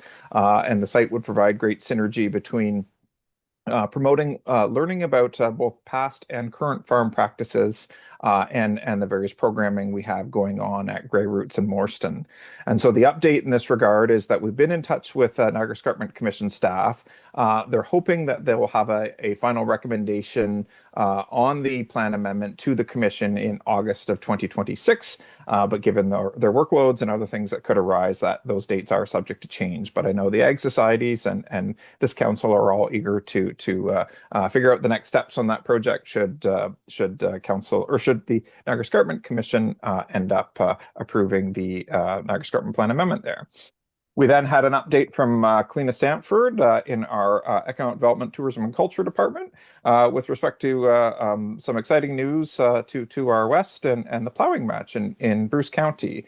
Ms. Stanford noted that we will be looking to coordinate a joint booth at the International Plowing Match and certainly welcome everybody to attend. And it's always a big event, and it's particularly exciting when we have it this close to our backyard in that regard. And Councillor McQueen also noted that the Grey Federation of Agriculture is also coordinating various volunteer positions for the event. So that's great as well. We then had an update from Jill Patterson at Grey Roots, who summarized the new Wild Weather and Climate Action exhibit that's currently going on in Grey Roots. She highlighted the strong focus and reality of weather and climate on the farming community, and some members of council may recall that at an earlier Agricultural Advisory Committee meeting, we had reached out to the committee members for any weather records they might have or anecdotes they might have about their experience, in some cases farming for many generations in Grey, and about the changes in weather and climate in that regard. And we did have at least one member say he'd already visited the exhibit because some of his records were included in that. So that was kind of a nice full circle moment, and certainly encourage anyone listening or members of council to visit Grey Roots, because they have this really neat exhibit going on. Ms. Patterson also noted that they'll have a display on site at the International Plowing Match as well. So lots of learning there as well. We then got to the roundtable or sector trends update section of the meeting. Councillor McQueen raised concerns related to cases of screwworm that have been found in beef cattle in Texas, and knock on wood, so far not here yet, but noted some of the potential impacts should this make its way further north in that regard. We also had a good discussion on fire safety and the importance of making sure that our fire departments and volunteer fire departments are educated with respect to agricultural practices and how we could better work together. So we flagged this as potential discussion for a further meeting in that regard. With that, the warden thanked the committee because this was the last meeting of this term of council. It's, for those that sit on the committee or have been able to participate, it's a wonderful committee. You always walk away learning lots. So she thanked the committee members for their dedication and noted that we'd look for a call for members in the new term of council. So with that, I'll turn it back to you, Madam Warden. If there's any questions, I'm certainly happy to take any.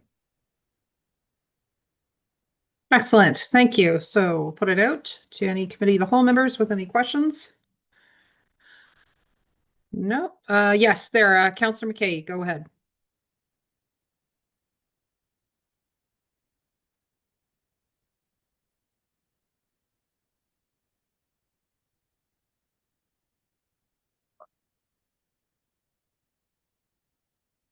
You just had it there and then it went back to mute again.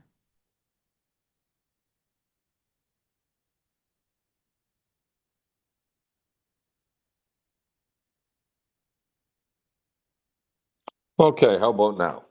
There you go. Anyway, I'd just like to, it isn't a question, it's just it's about time with Grey Roots and the Niagara Escarpment. A couple of volunteers that have been working on this for a long time, Everett Hall and Henry Feenstra.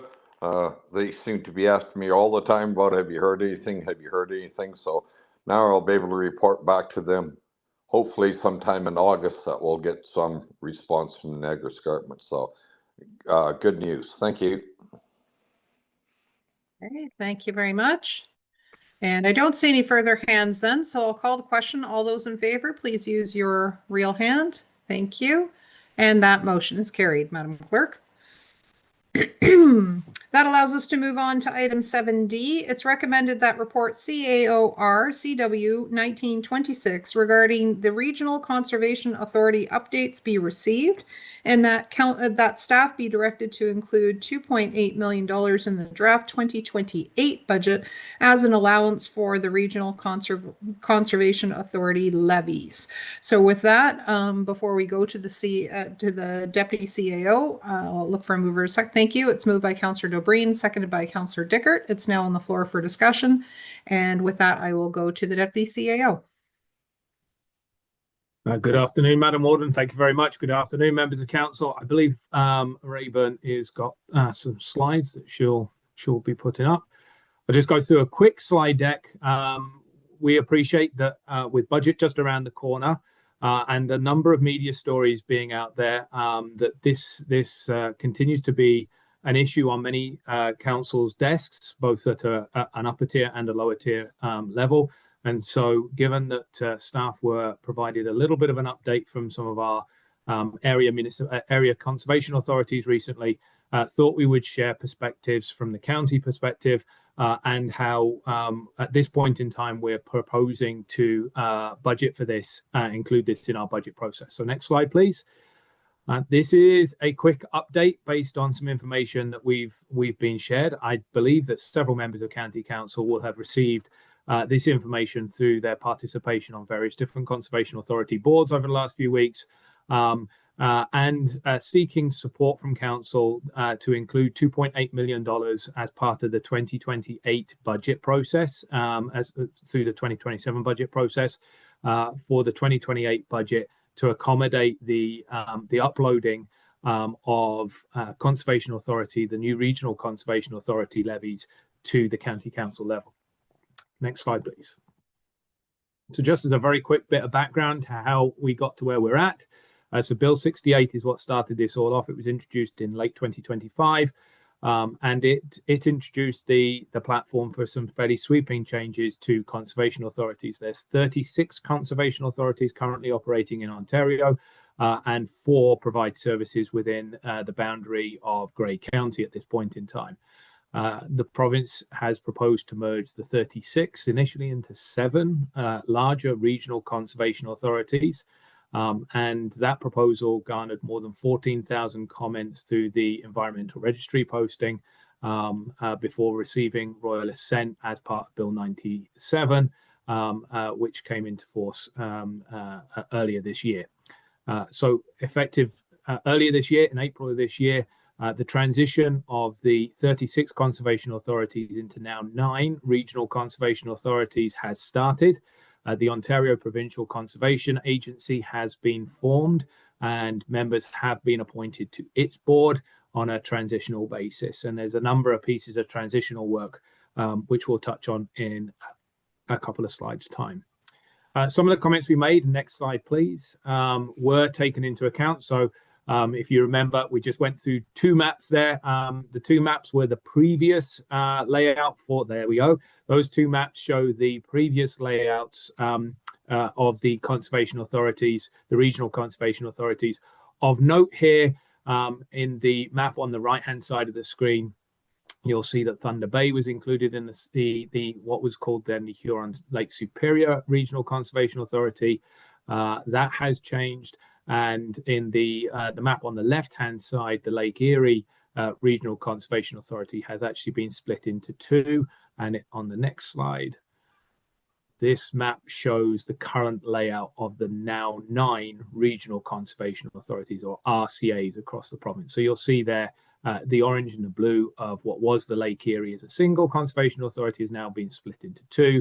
And the green now no longer includes Thunder Bay and is referred to as the Huron Lake Huron Regional Conservation Authority.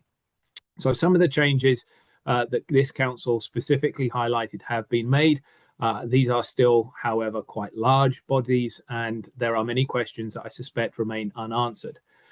Next slide, please. One of these next 2 slides are taken directly from presentations that have been provided to conservation authorities and transition committees over recent weeks, and they lay out the timetables associated with the transition from the existing 36 conservation authorities to the new regional conservation authorities. It's important to note that they have pegged the municipal election date and the transition date. The transition date is February 2027. We're advised that that is still very much the target. However, in some of the conversations, there is a recognition of the amount of work that needs to occur before that date, and some openness, we understand, at the provincial level to consider changes to that if it's necessary. However, at this point in time, we are looking to that transition date in 2027.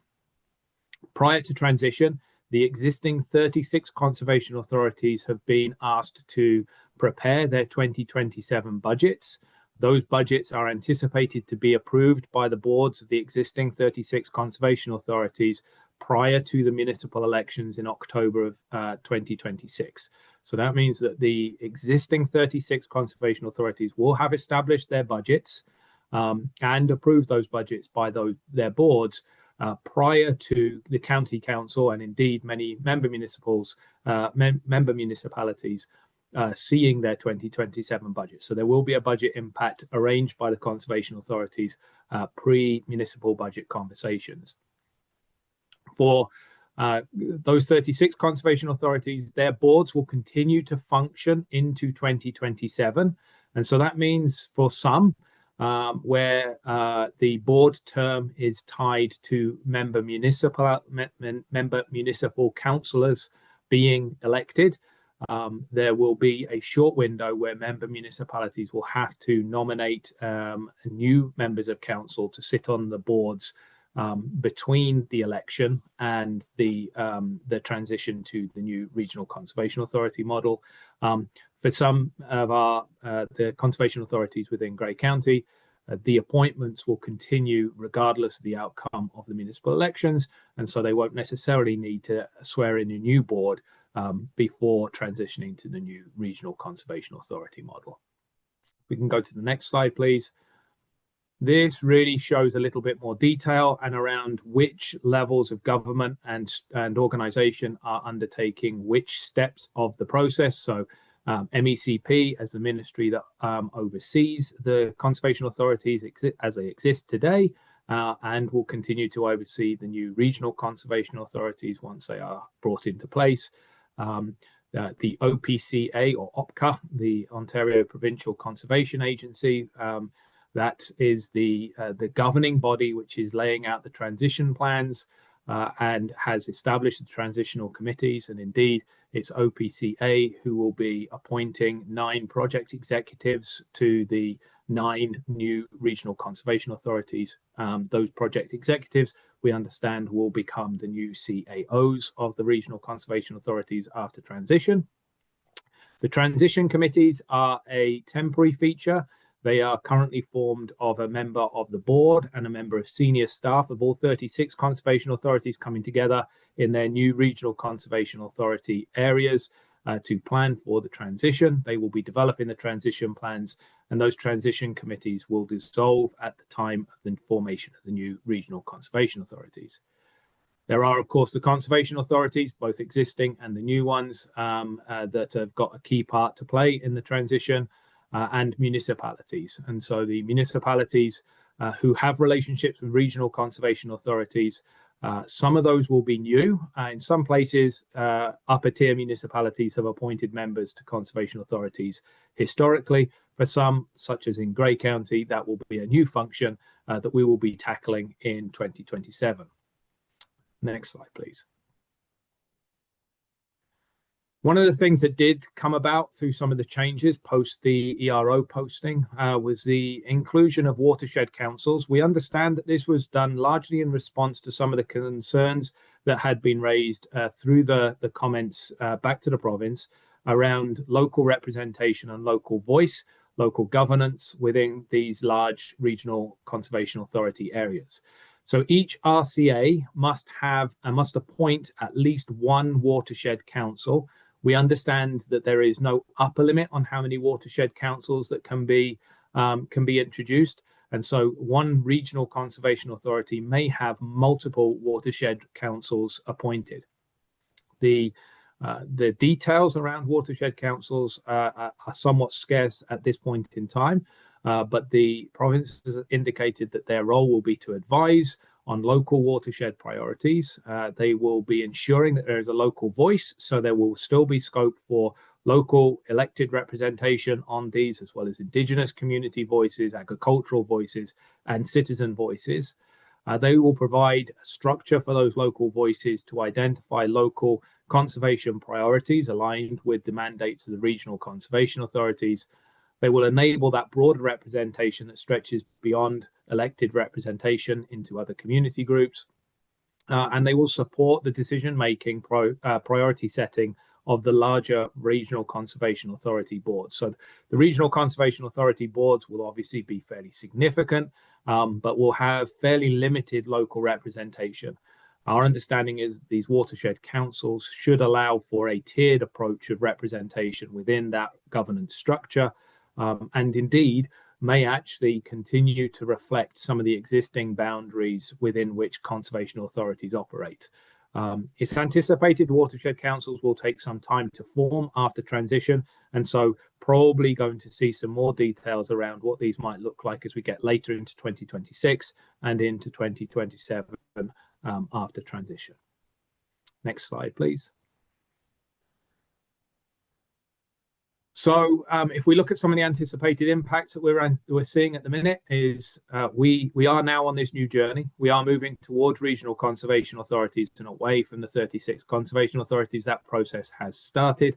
However, the functions of conservation authorities and the Conservation Authority Act remains as is. So Schedule 1, 2, and 3 services and the agreement services that conservation authorities provide, they will continue to provide under the new Regional Conservation Authority model. Similarly, source water protection continues to be a core element within regional conservation authorities and is a core mandated element of the RCAs going forward. And there are no changes to the Source Protection Act at this point in time. The transition has started. OPCA has been formed and there are appointed board members to OPCA on a transitional basis. And the 36 conservation authorities, as I say, have started forming transitional committees.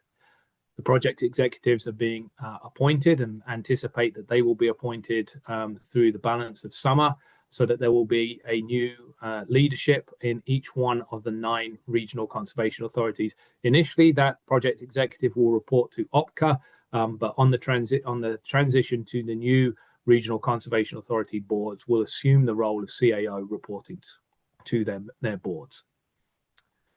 As noted, member municipalities will be working with existing conservation authority boards to establish budgets, and Grey County will be asked to appoint members to a board.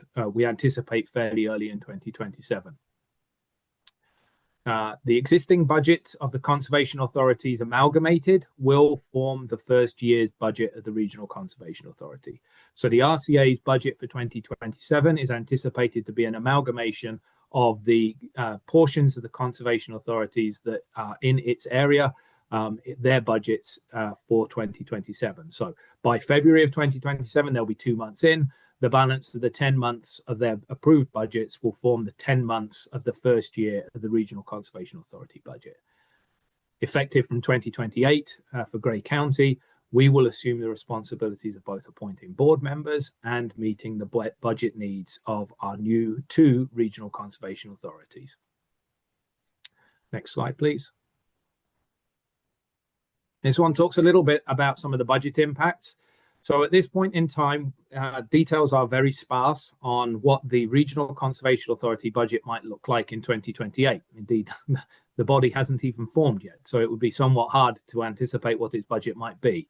So staff, just recognizing that we have a 2-year budget process, we give you a fairly detailed budget for 2027 and our best guess at what 2028 might bring over coming months. And so in order to try and do that, we've had a look around what our member municipalities currently pay for the services of conservation authorities at this point in time. Looking through your budgets, that's somewhere in the region of $2.5 to $2.7 million. And so if we apply a little bit of inflation to that, we're anticipating that, and assuming that the Regional Conservation Authority budget remains broadly a reflective budget of the amalgamation of its member municipal budgets, its member Conservation Authority budget, we're anticipating a budget impact of about $2.8 million in 2028. That is a heavily caveated number. Conservation authorities' budgets are done on a weighted basis on assessment. And so the assessment, the nature of assessment in the new Regional Conservation Authority area is very significantly different from anything we see in Grey County or indeed Bruce County at this point in time. There are very significant population bases that are influenced by GTA pricing that will be part of the Regional Conservation Authority. Remember, one of our 2 authorities will stretch to King City and up the 400 series corridor through the communities of Newmarket and into the south end of Lake Simcoe.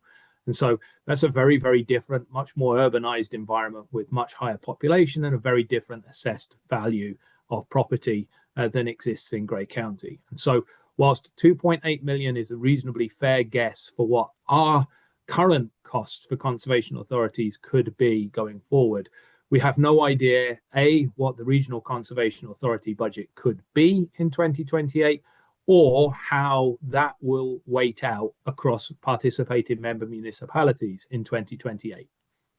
So whilst this is a placeholder number, it could be significantly too much, it could be significantly too little. We really have very little clarity on what that ultimate number would be, but we do know it will be a significant number, and so staff feel it is prudent that even if we have some significant uncertainty around what that number should be, it is worth us putting it in the budget as a placeholder at this point in time.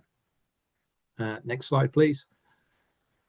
And with that, I leave you with the recommendation. It is just a receipt for information and then the direction for adding in the 2.8 million, which I hope I have suitably and adequately caveated for 2028, so that we have some direction to come back to through the budget process. And I'd be more than happy to take any questions that any members might have. Thank you.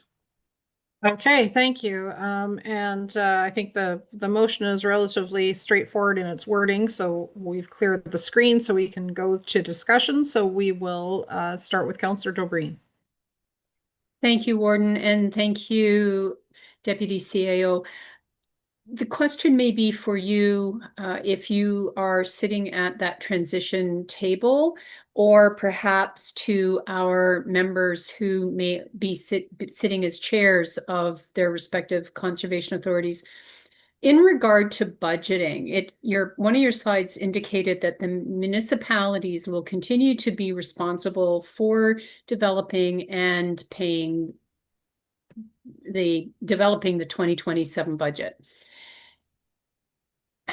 In the past, the province has, about 9 years ago, slashed the provincial contribution by 50%. They currently contribute less than 3% to the CA budget.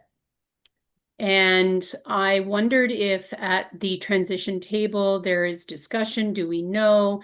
Is there any input from the province as to their contribution to this newly formed RCAs? And how are they going to help fund this new initiative? I'll caveat that with the, I guess I can fashion it, just trying to lower my hand, but we'll disregard it then. Trying to relate it to the Grey Bruce OPP Detachment Board that was thrust upon municipalities, where it is now joint, and there's zero provincial contribution to support our First Nations or the provincial appointees or the community appointees. So our cost through that board in itself has almost tripled by 2027. My concern is that this new regional conservation authority may escalate with less and less provincial contribution. And so my question to you, or to the chairs that sit at the Conservation Authority, has there been discussion, or are you continuing to advocate to the province that they need to pay their share? Thank you. Long-winded, but got my point across. Okay, thank you. So we'll begin with the Deputy CAO, and in the meantime, any other members can put up their hand in response. Go ahead, Deputy CAO. Thank you very much, Warden. Thank you for the question, Councillor Dobreen. The first point I think is worth highlighting is Grey County is currently not a member of a transitional committee. That is actually a point that was taken with some degree of surprise. We, as a receiving agent of regional conservation authorities, not having a seat at the transition table means we're a step removed from this process at this point in time. That has been passed back, and so hopefully we may be invited to that table at some point in the future, which means we don't have this information somewhat secondhand. OPCA has, and there was a recent announcement of this, but it was actually released earlier on in the spring. OPCA have transitional funding of $3 million of provincial funds. So the initial costs associated with the Ontario Provincial Conservation Agency are being funded and are not going to be passed on to existing conservation authorities. And so probably won't form that first round of regional conservation authority budgets. However, the legislation does indicate that the costs of OPCA will become a levy-funded process. At this point in time, there has been no announcement of additional provincial dollars, and so similar to your experience, the conservation authorities as they stand today have seen decreasing amounts of money associated to mandated activities over the years. It is unlikely that it is unlikely at this point that will change, as the basis of the new regional conservation authority budgets will be the budgets that are passed by the 36. Having said that, through some of the conversations that we are aware of going on, and again, secondhand information to some extent, some of the things that we have heard are that the watershed councils might be able to influence budgets and may be able to meet provincial mandated targets. And so there may be money associated with some of the priorities associated with some of the watershed councils.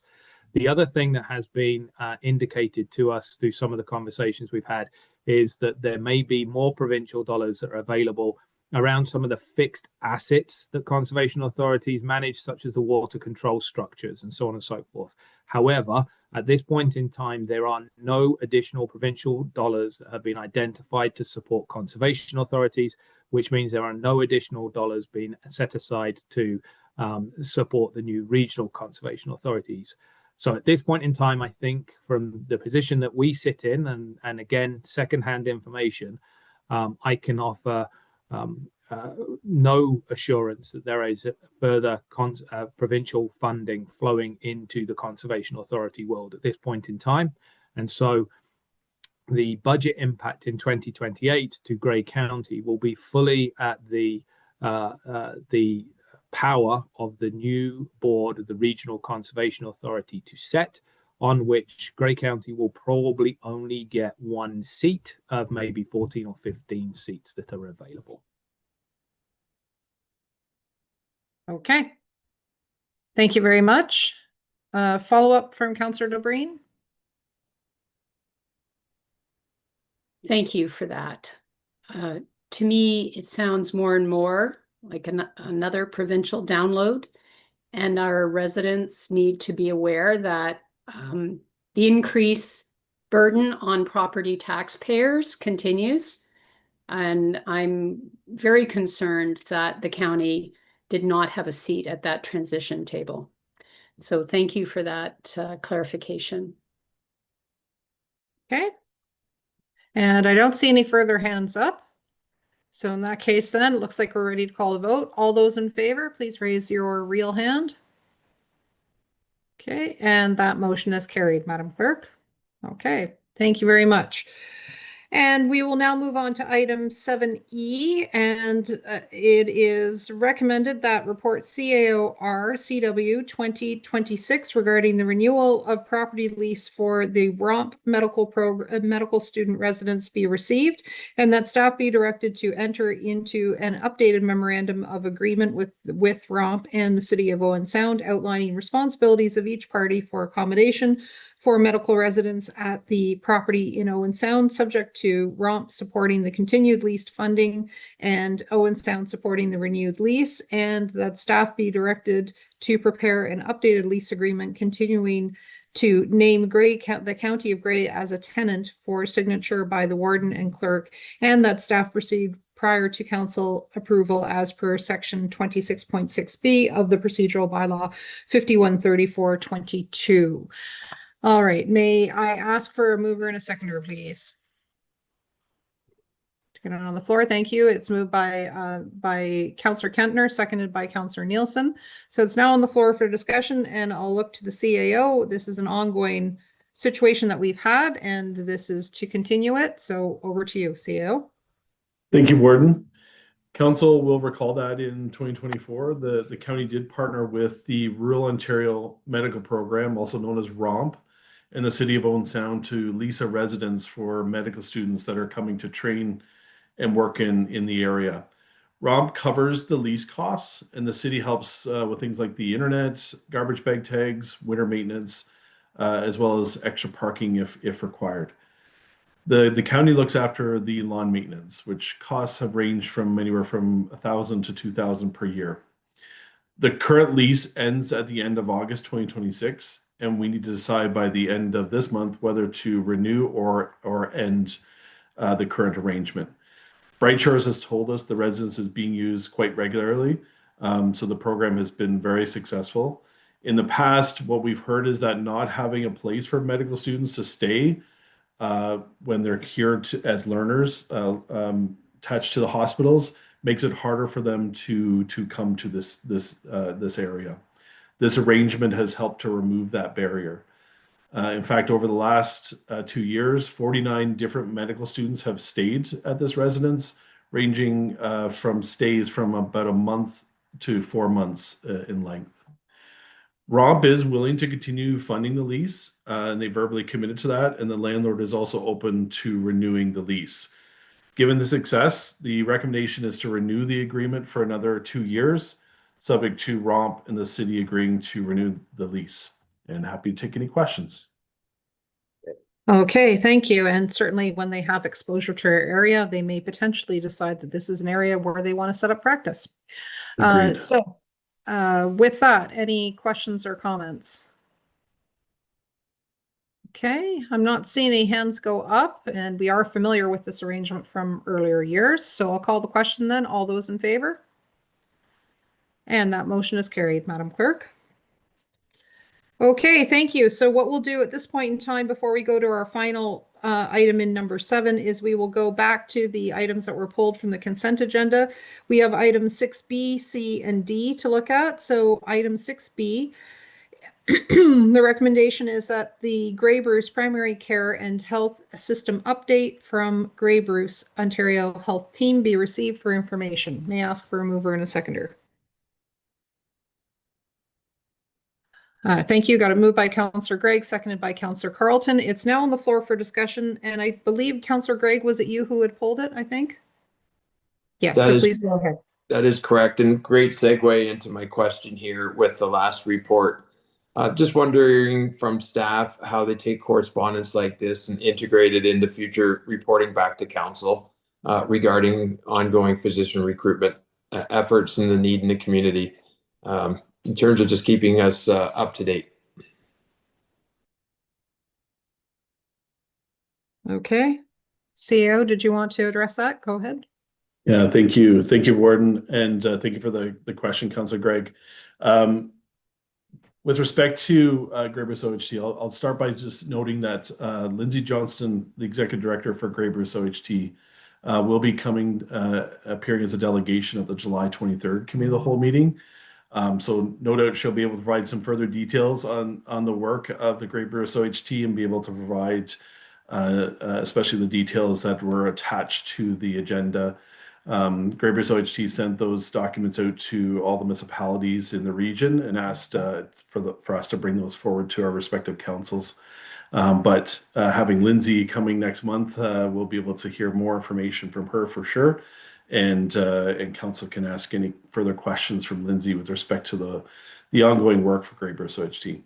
With respect to that ongoing work, as recommended by the Joint Missile Services Committee and supported by council, county staff continue to be engaged actively in the work of the Grey Bruce OHT and to support that work to align healthcare recruitments efforts across the region, as well as to assist in identifying any community needs, also looking at from a regional perspective, and providing this information to Lindsay and her team through Grey Bruce OHT.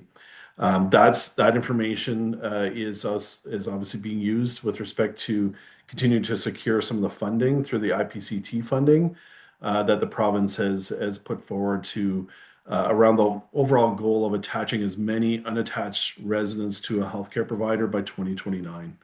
But as noted, Lindsay will be able to provide more details on the work of the OHT next month and to help answer any questions. But we continue to work with Lindsay and her team to be able to support and assist wherever we can through the work of OHT. Okay, thank you. So it'll be good to see her here in person. All right, so seeing no further hands then, I'll call the question. All those in favor? And that motion is carried, Madam Clerk.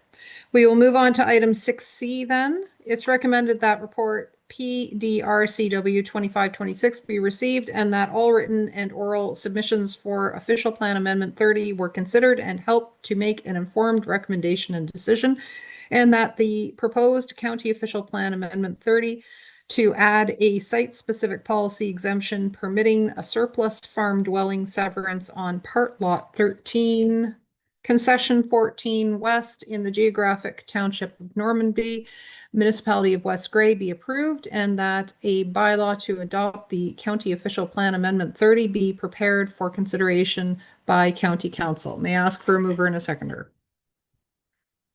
Thank you. I've got a move by Councillor Keaveney, seconded by Councillor Mackey and Councillor Eccles. You had pulled this. The floor is yours. Thank you very much, Madam Warden, and through you to probably Director Taylor. In the report and whatnot, which is done many times, something that I find just an anomaly. I don't think I've seen it before. But if there's anything going to be done on the properties and whatnot, there's going to be a request that a hold be put on and nothing be developed until there's an archaeological study. And as a request from a commenting agency. I'm just baffled how or why we have that in there. I've just never quite seen that before in any of these surplus farm dwellings, but even in severances across the county that we have in rural severances.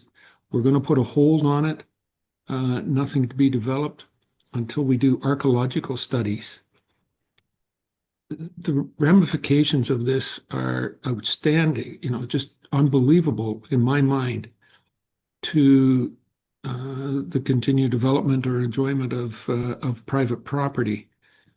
Does Mr. Taylor want to make a comment on why this request is in here at this point in time?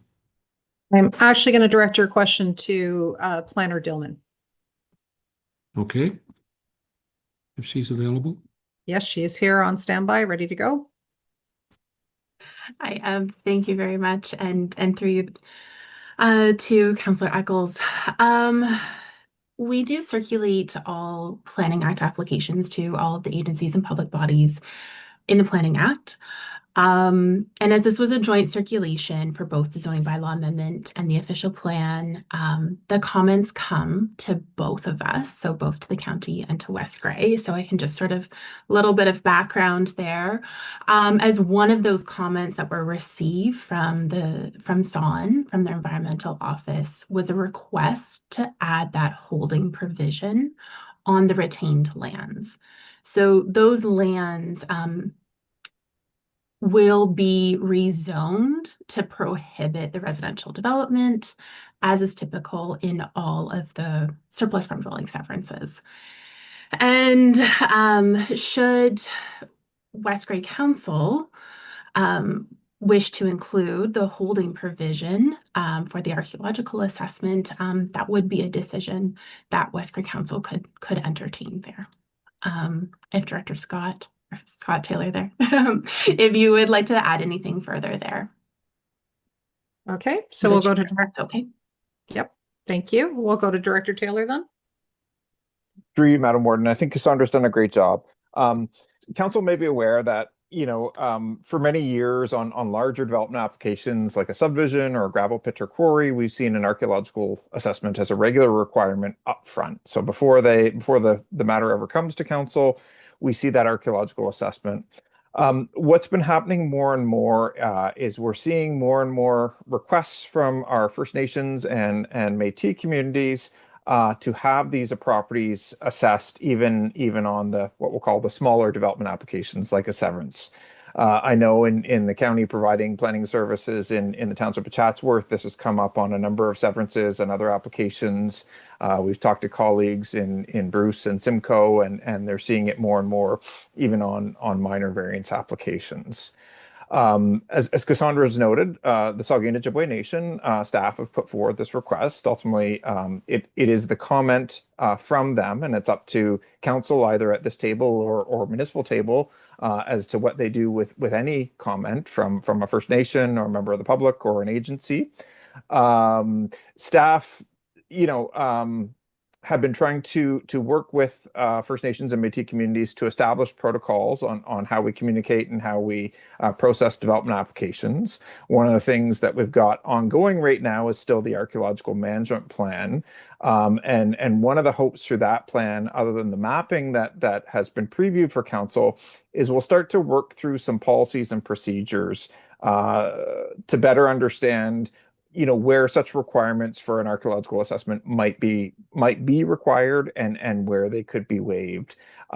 Realize that, based on past practice, this is starting to come as a bit of a shock to landowners and committees of adjustment and councils with respect to seeing them on these smaller applications.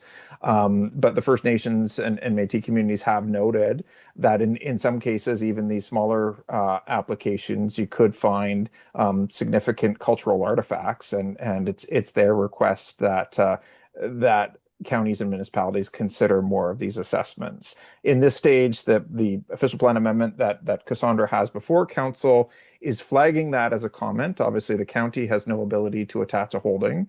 So it's not on the official plan amendment, but based on the fact that we do show the comments from all public bodies and agencies, we did feel it important to include in the report. So turn it back to you, Madam Warden, but certainly happy to work with Cassandra to answer any further questions if there are any. Okay, any follow-up, Councillor Eccles? So just my interpretation of those statements, then it's back whether the lower tier wants to put it on. Is there going to be, so it is our right and under regulation of how we handle it. The county is certainly not in a position to challenge anything on the zoning that the lower tier puts in place on these properties. As it is already, there is no development left on the remnant parcel or no development allowed. And I think everybody understands that. So the redundancy of putting a holding symbol on it is just a bureaucratic configuration. And so it is just for the lower tier. And if we choose not to, then we'll, how we go about it, we will not be hindered anyway from the county on approval of that. Go ahead, Director Taylor. Through you, Madam Warden, I'll maybe take a first shot at this, and if Cassandra has anything further to add, she can certainly add something. So just to your point, Councillor Eccles, just to clarify for the rest of council as well. So when we do a surplus farm dwelling severance, there can be no new residential development on the remnant farm parcel. In theory, one can still have farm development, so to speak. You could still build drive sheds or barns or anything else.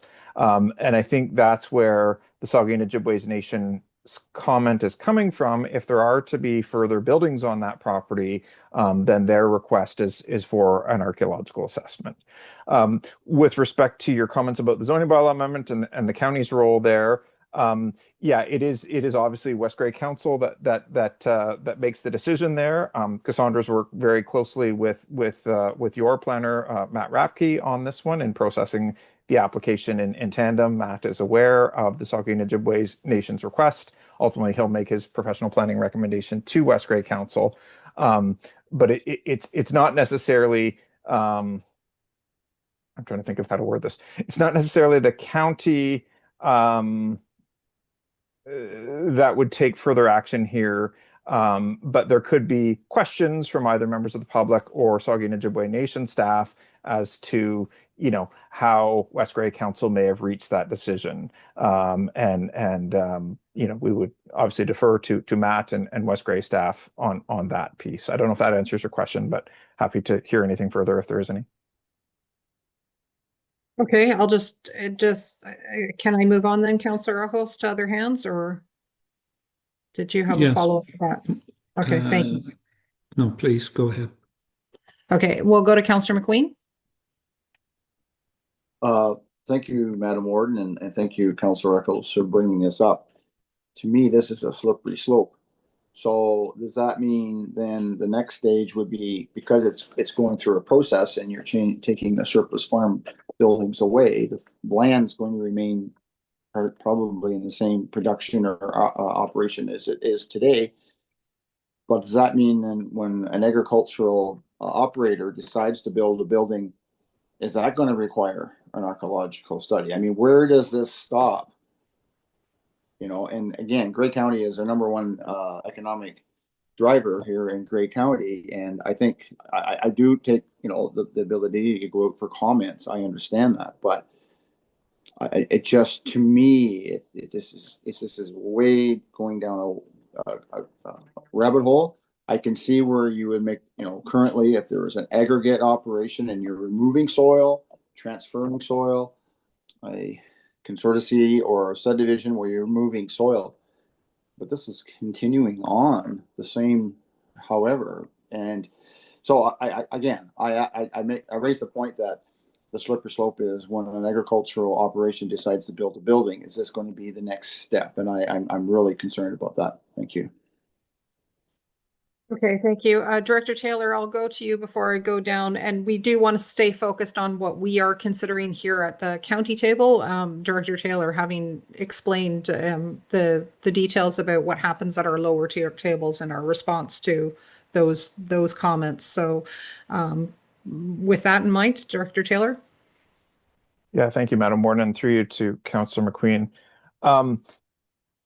Currently, archaeological requirements are only triggered when there's a Planning Act application. And so for a standard farm or residential property across the property, if they're already zoned and designated, then there's no trigger for those applications. But if they do submit a planning application, there is the possibility that a county or municipality could require such an assessment up front as part of a complete application or as part of a conditional approval if they saw fit. Your comments are well taken with respect to, making sure that farmers and business owners can still, use the land for productive purposes. And this is really one of those matters that we're trying to come to some further clarity on through that archaeological management plan. And that won't be back before this council before the end of term, but it's something we certainly hope to explore early-ish in the new term of council and as part of the county's official plan review into next year. But I'm wary that I'm straying from the current discussion, so I'll just keep my remarks to that. Thank you.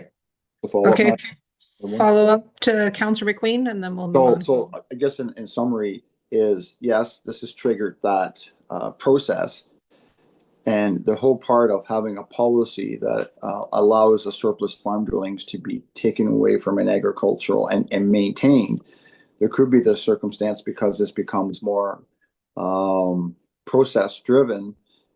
There could be other option is the purchase or the farmer or whoever's buying that lands may choose not to go down this road because of this and may just demolish the building, and then you lose that farmhouse. So I think there's a fine balance here that needs to be followed, not just my comments. Thank you.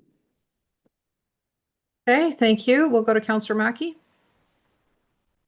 Thanks, Warden. I just wanted to, Scott had mentioned that Grey County has been providing planning services for Chatsworth.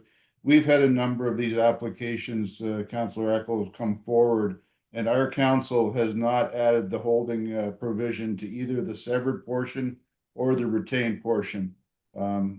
So my question to Scott is, when the lower tier makes that decision, is there an opportunity to be appealed? Like, is there any appeal mechanism if we don't add a holding symbol? Director Taylor? Through you, Madam Warden. Thank you for your question, Councillor Mackey. Sorry, I'm stumbling here. Obviously I have to stray away from offering anything that could be construed as legal advice because I'm clearly not qualified. With respect to where the Planning Act has gone over the past couple of years, the province has severely limited where a third party can appeal and where they can't.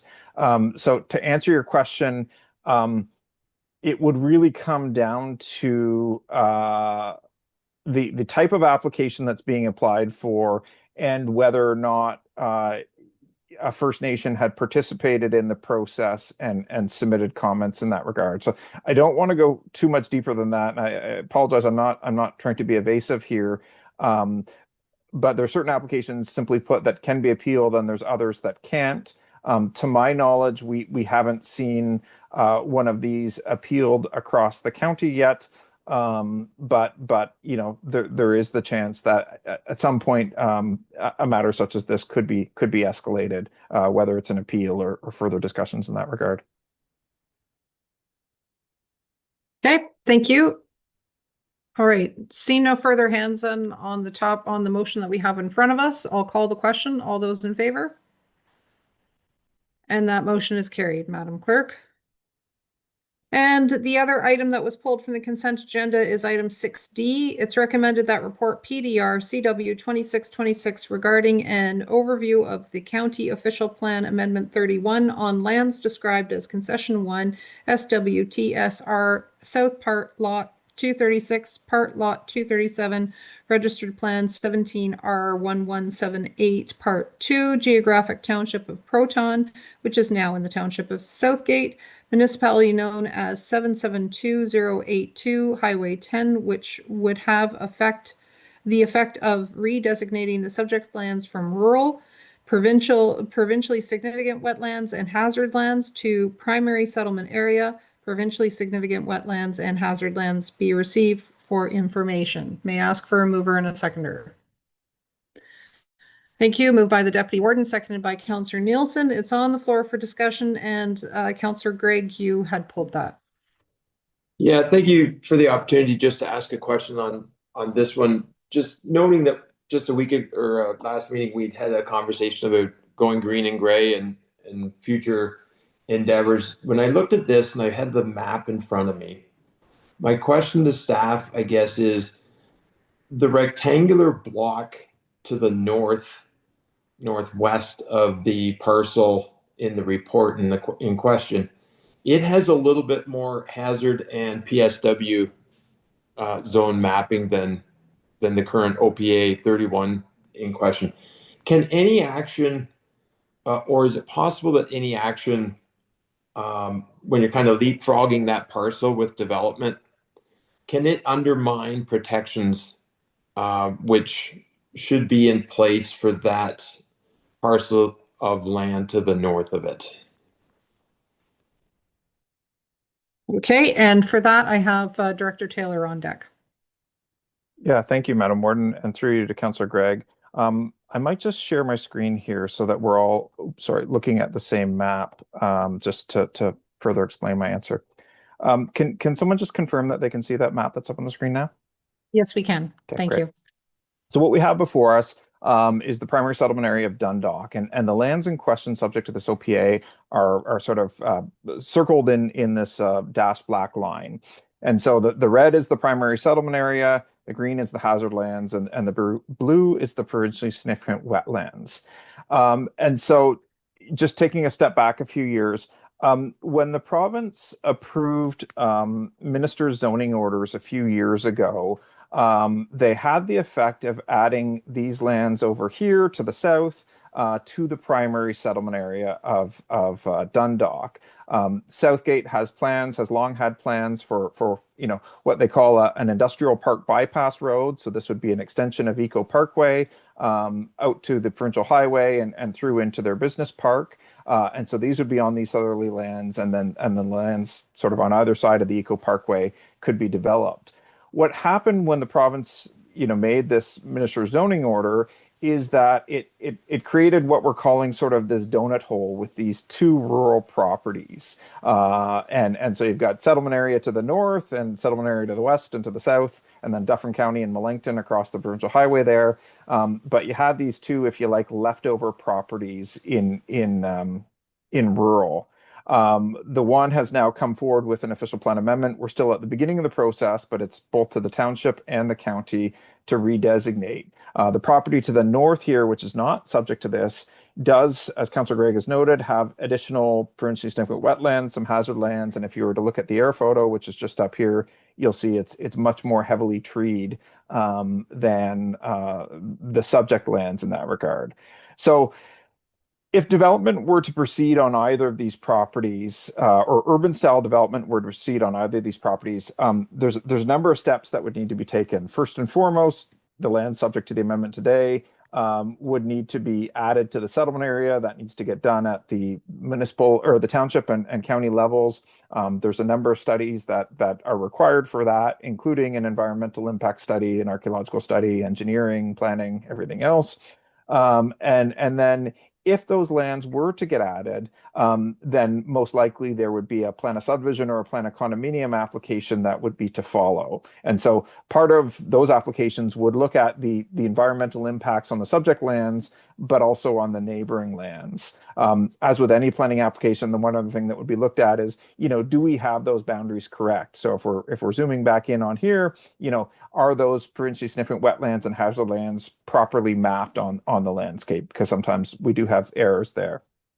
And so if these lands were to be redesignated and redeveloped, then this would become sort of the sole property subject to the donut hole, if you will, and at some point in the future, this landowner might choose to come forward with a further amendment.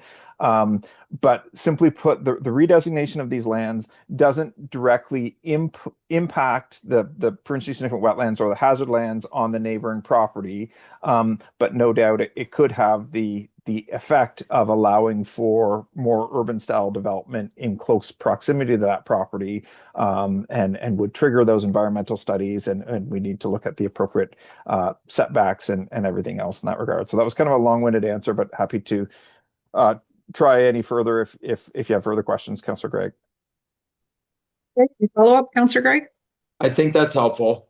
I just want to be confident, I guess, that actions taken on that property couldn't place us in a position where, if there was future development applications on that other parcel, would compromise our abilities to ensure the protections are there as required, or as they currently would stand today, that they wouldn't be compromised because subsequent development happened to the south. Therefore, now we can cut all those trees down a lot easier than we could have yesterday. Okay. I think that concludes then. All right.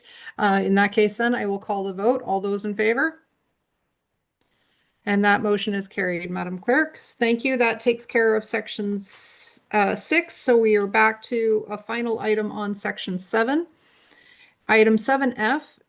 It's recommended that the report CCRCW 0926 regarding emergency management consulting services be received, and that staff be authorized to release an RFP for emergency management consulting services for 2027 and a portion of 2026 prior to 2027 budget approval, and that the service for 2026 be funded from the one-time funding reserve, and that the funds for emergency management consulting services for 2027 be included in the 2027 budget for council's consideration.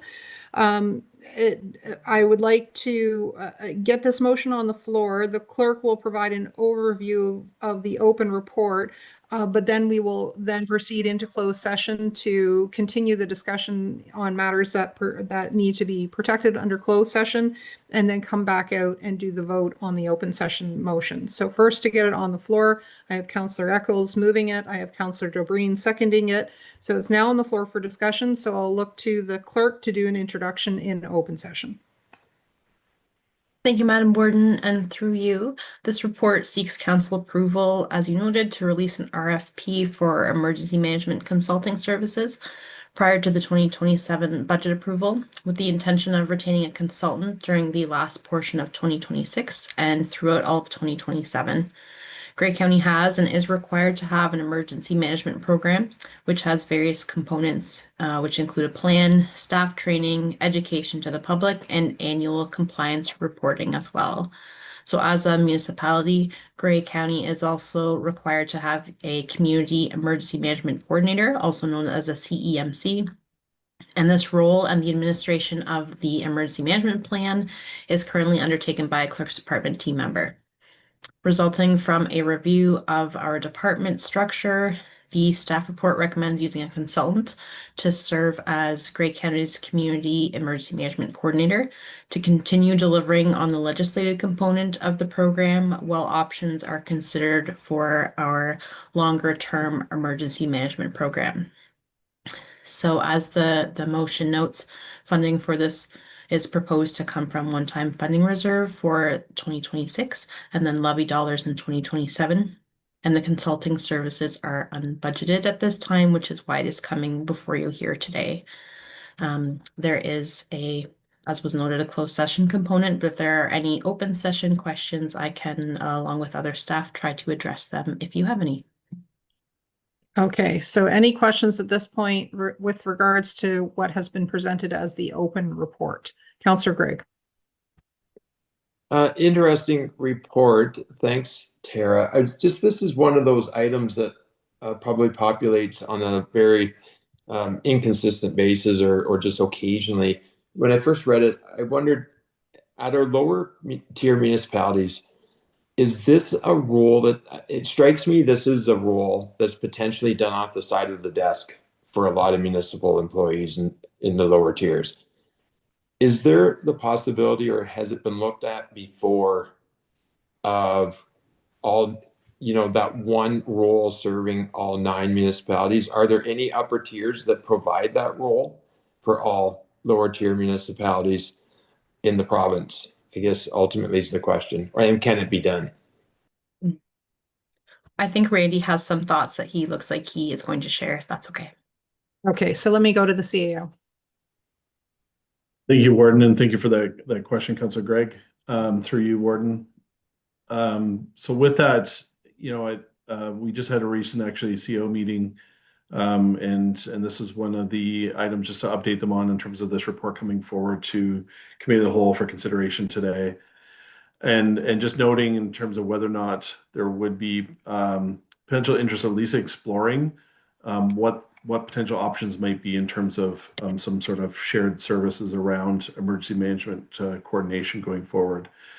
The initial thought was that there would be interest at least in exploring it further, and that's one of the reasons why I think Tara and I are recommending and bringing this forward is for 2027 at least to have those consultant services provided by a consultant allows us to have that space to be able to have some further discussions with obviously our respective councils, possibly then through the Joint Missile Services Committee as well, and seeing if there's an opportunity there.